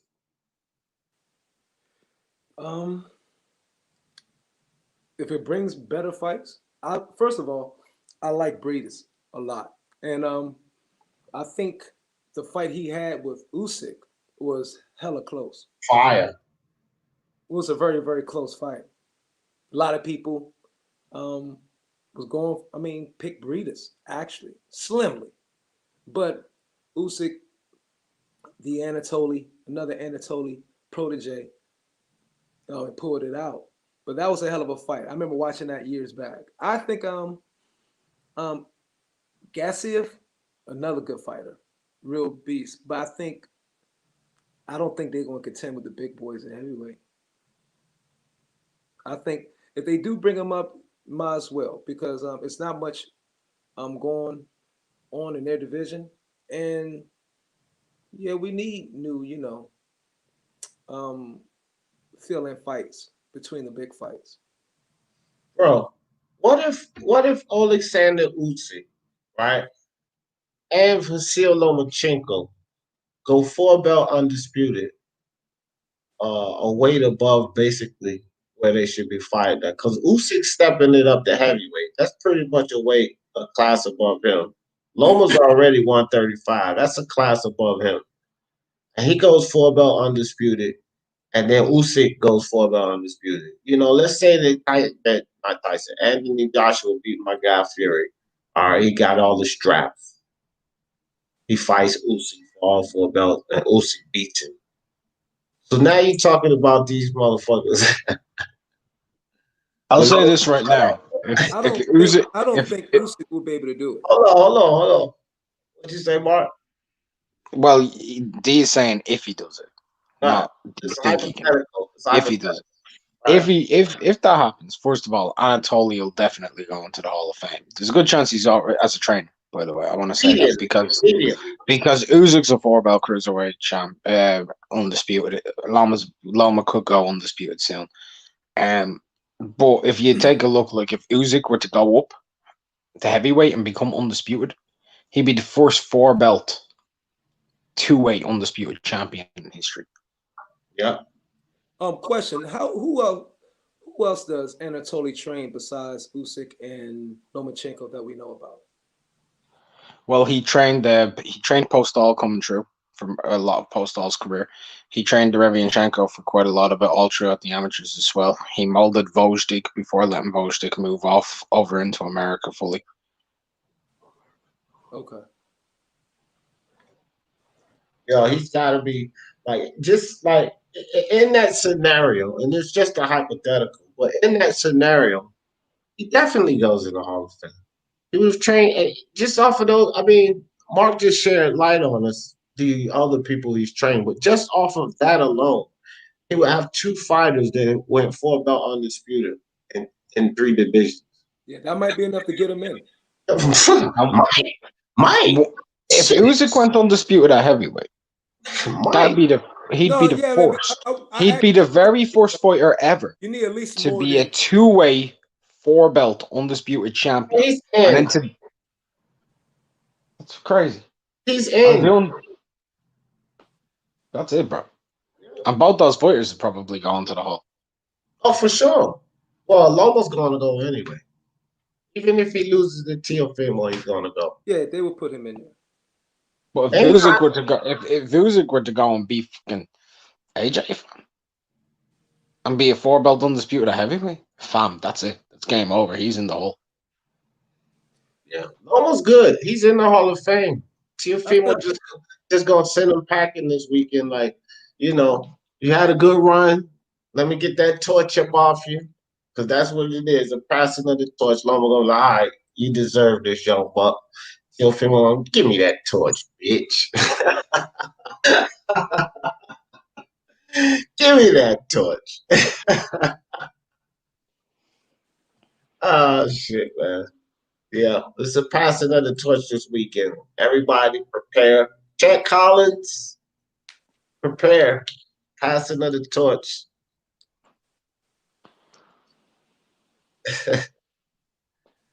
All right, guys. You're ready to shut her down. Give me some final thoughts. Myra, your crazy ass. Give me some final thoughts. Make it about Tank Davis. Give us your last plea. My plea? No, just my rationalization. To be honest with you, since you like to be quite irrational with the entire situation, but unfair. But I understand, I get it. But I think I'm just happy. Let me just cue in on the let me say something about Teofimo Lopez supposedly being nervous in yesterday's press conference, and people blowing this out and talking about how Vasily Lomachenko looked cold as ice. Vasily Lomachenko is trained, and he has the same position within every press conference. He sits like that. If people, the untrained eye, couldn't see what the keen eye can see, is that Vasily was very, very, very nervous. Not say just as anxious as I say Lopez was during the press conference. And if you looked at how often he adjusted his back in that seating position, how often he cracked his neck. If you looked at his left leg that was constantly going up and down, you know what I mean, that he was bouncing, you know what I mean, he was trying to keep it under control as much as he possibly can. But he was just as nervous as Lopez was, or should I say anxious. The thing is, the whole truth behind the matter, the Lopez is the one selling this fight. Okay? Because because Lomachenko's camp is very plain and quiet. They need Teofimo and the drama between his dad. They need Teofimo to be up there and show different emotions and do this and do that. Because they need one of the two to sell the fight. Especially if they know Lomachenko can't, because he damn need a translator for everything. Okay? And this is why many people thinking like, well, I saw in another somebody else's channel that Teo Lopez can't win on the cards. I completely disagree with that. I think Bob Arum gonna let this be free for all. It's gonna be a fight for all. He gonna may the best man win as far as politics, you know, behind the scenes, and say whoever get it. Because at the end of the day, like me and you have both agreed, or somebody else, Teofimo his superstardom can dwarf or has the potential of dwarfing the type of stardom that Lomachenko could ever have. You know what I'm saying? And it's unfortunate maybe because he don't speak English, but it's also because of his stoic manner that's been trained into him by his father. You know, again, we talk about Russians. We talk about the Ukraine, the USSR and shit. You know what I mean? And that's how he goes into a press conference like he's Drago. But if you pay close attention to Lomachenko, he was nervous. He looked uptight. And everybody was talking about how Teofimo Lopez wasn't looking at Lomachenko's eyes. That's a bunch of malarkey and hogwash. Hey, Byron, you know what the concept of final closing thoughts are, right? It ain't like you got a channel, you can make a video on all that shit you just said, nigga. I already made that shit. It's supposed already to be made. closing thoughts, I'm man. about Like, to drop 2 videos. a brief thought, motherfucker, not a story. Hold up, baby. I know, right? I already made the videos. About to drop them, man. I'm home working. So I dropped one earlier. Check it out. It's dope. But it was your boy Teofimo was looking at Lomachenko quite a bit in the eyes. It's just that the angle that the cameras was showing was only showing Teofimo. Of course, he was looking away, And that's a 22-year-old, 23-year-old in his nerves. But every time Joe Jessator asked each one of them a question, the other one looked at the other one in the eyes. They just wasn't showing Teofimo looking at Lomachenko in the eyes. But I think they both were anxious as hell. And I already have a video breaking down the body language of Lomachenko during a press conference. So check that out when you like, because it's very glaring. But remember, the type of man Anatoly is and the type of disposition he would try to instill in Lomachenko. And that's to be calm, collected, cool, show no reaction, no emotion, no movement, because body language is 70% of communication. So that's how Lomachenko was trained, but he still showed plenty of it during the press conference. And that is my closing arguments, man. Love you all, man. Glad to bring some spice and some fun up in this joint. Man, argue with you a little bit. Y'all know it's all for fun, baby. Peace and pugilism.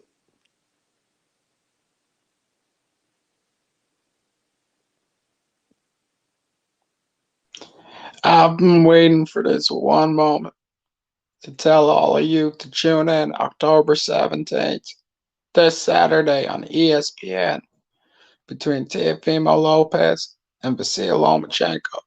We're finally going to get our hands on those nasty communists and knock them the fuck out. Praise be to America.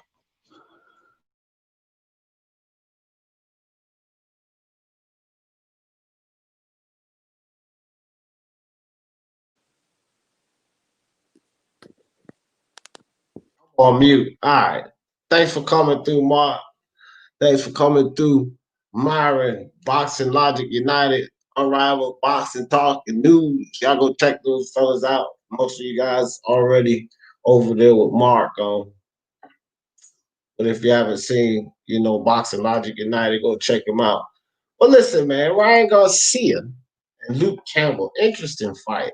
Interesting fight. Step up for Ryan Garcia. Expected to win. I expect the kid to win. I'm not dumping on him, but this, I expect him to pull through and win against Luke Campbell if he plans on being this star that they're trying to build him to be. He's going to have to pull through and win this fight. Offhand, I see Luke Campbell in a split decision. I would go with Ryan Garcia because of the politics of the thing. I'll probably pick him in the fight to win by decision. I'm going to try to see if I can get a knockout in there. If Luke Campbell does some things which Ryan can capitalize off of to get the knockout, I think he can. But other than that, man, I would like to see Maris Breedis and Murat Gusiev meet each other in the heavyweight division too. Since Gusiev is there, Jackson Marcus, that was the guy I was talking about. Something happened with his passport, and then he said he couldn't get his passport renewed. So now, Gusiev had to take a fill-in. So it would be good to see those two guys mix it up at heavyweight. But other than that, appreciate you guys coming through. G-Man, what's up, brother? Just at the end, just in time. Appreciate you coming through. Reality's Voice and El Primo. And y'all know how I always end this thing. For the love of sports, let's talk about it. Peace.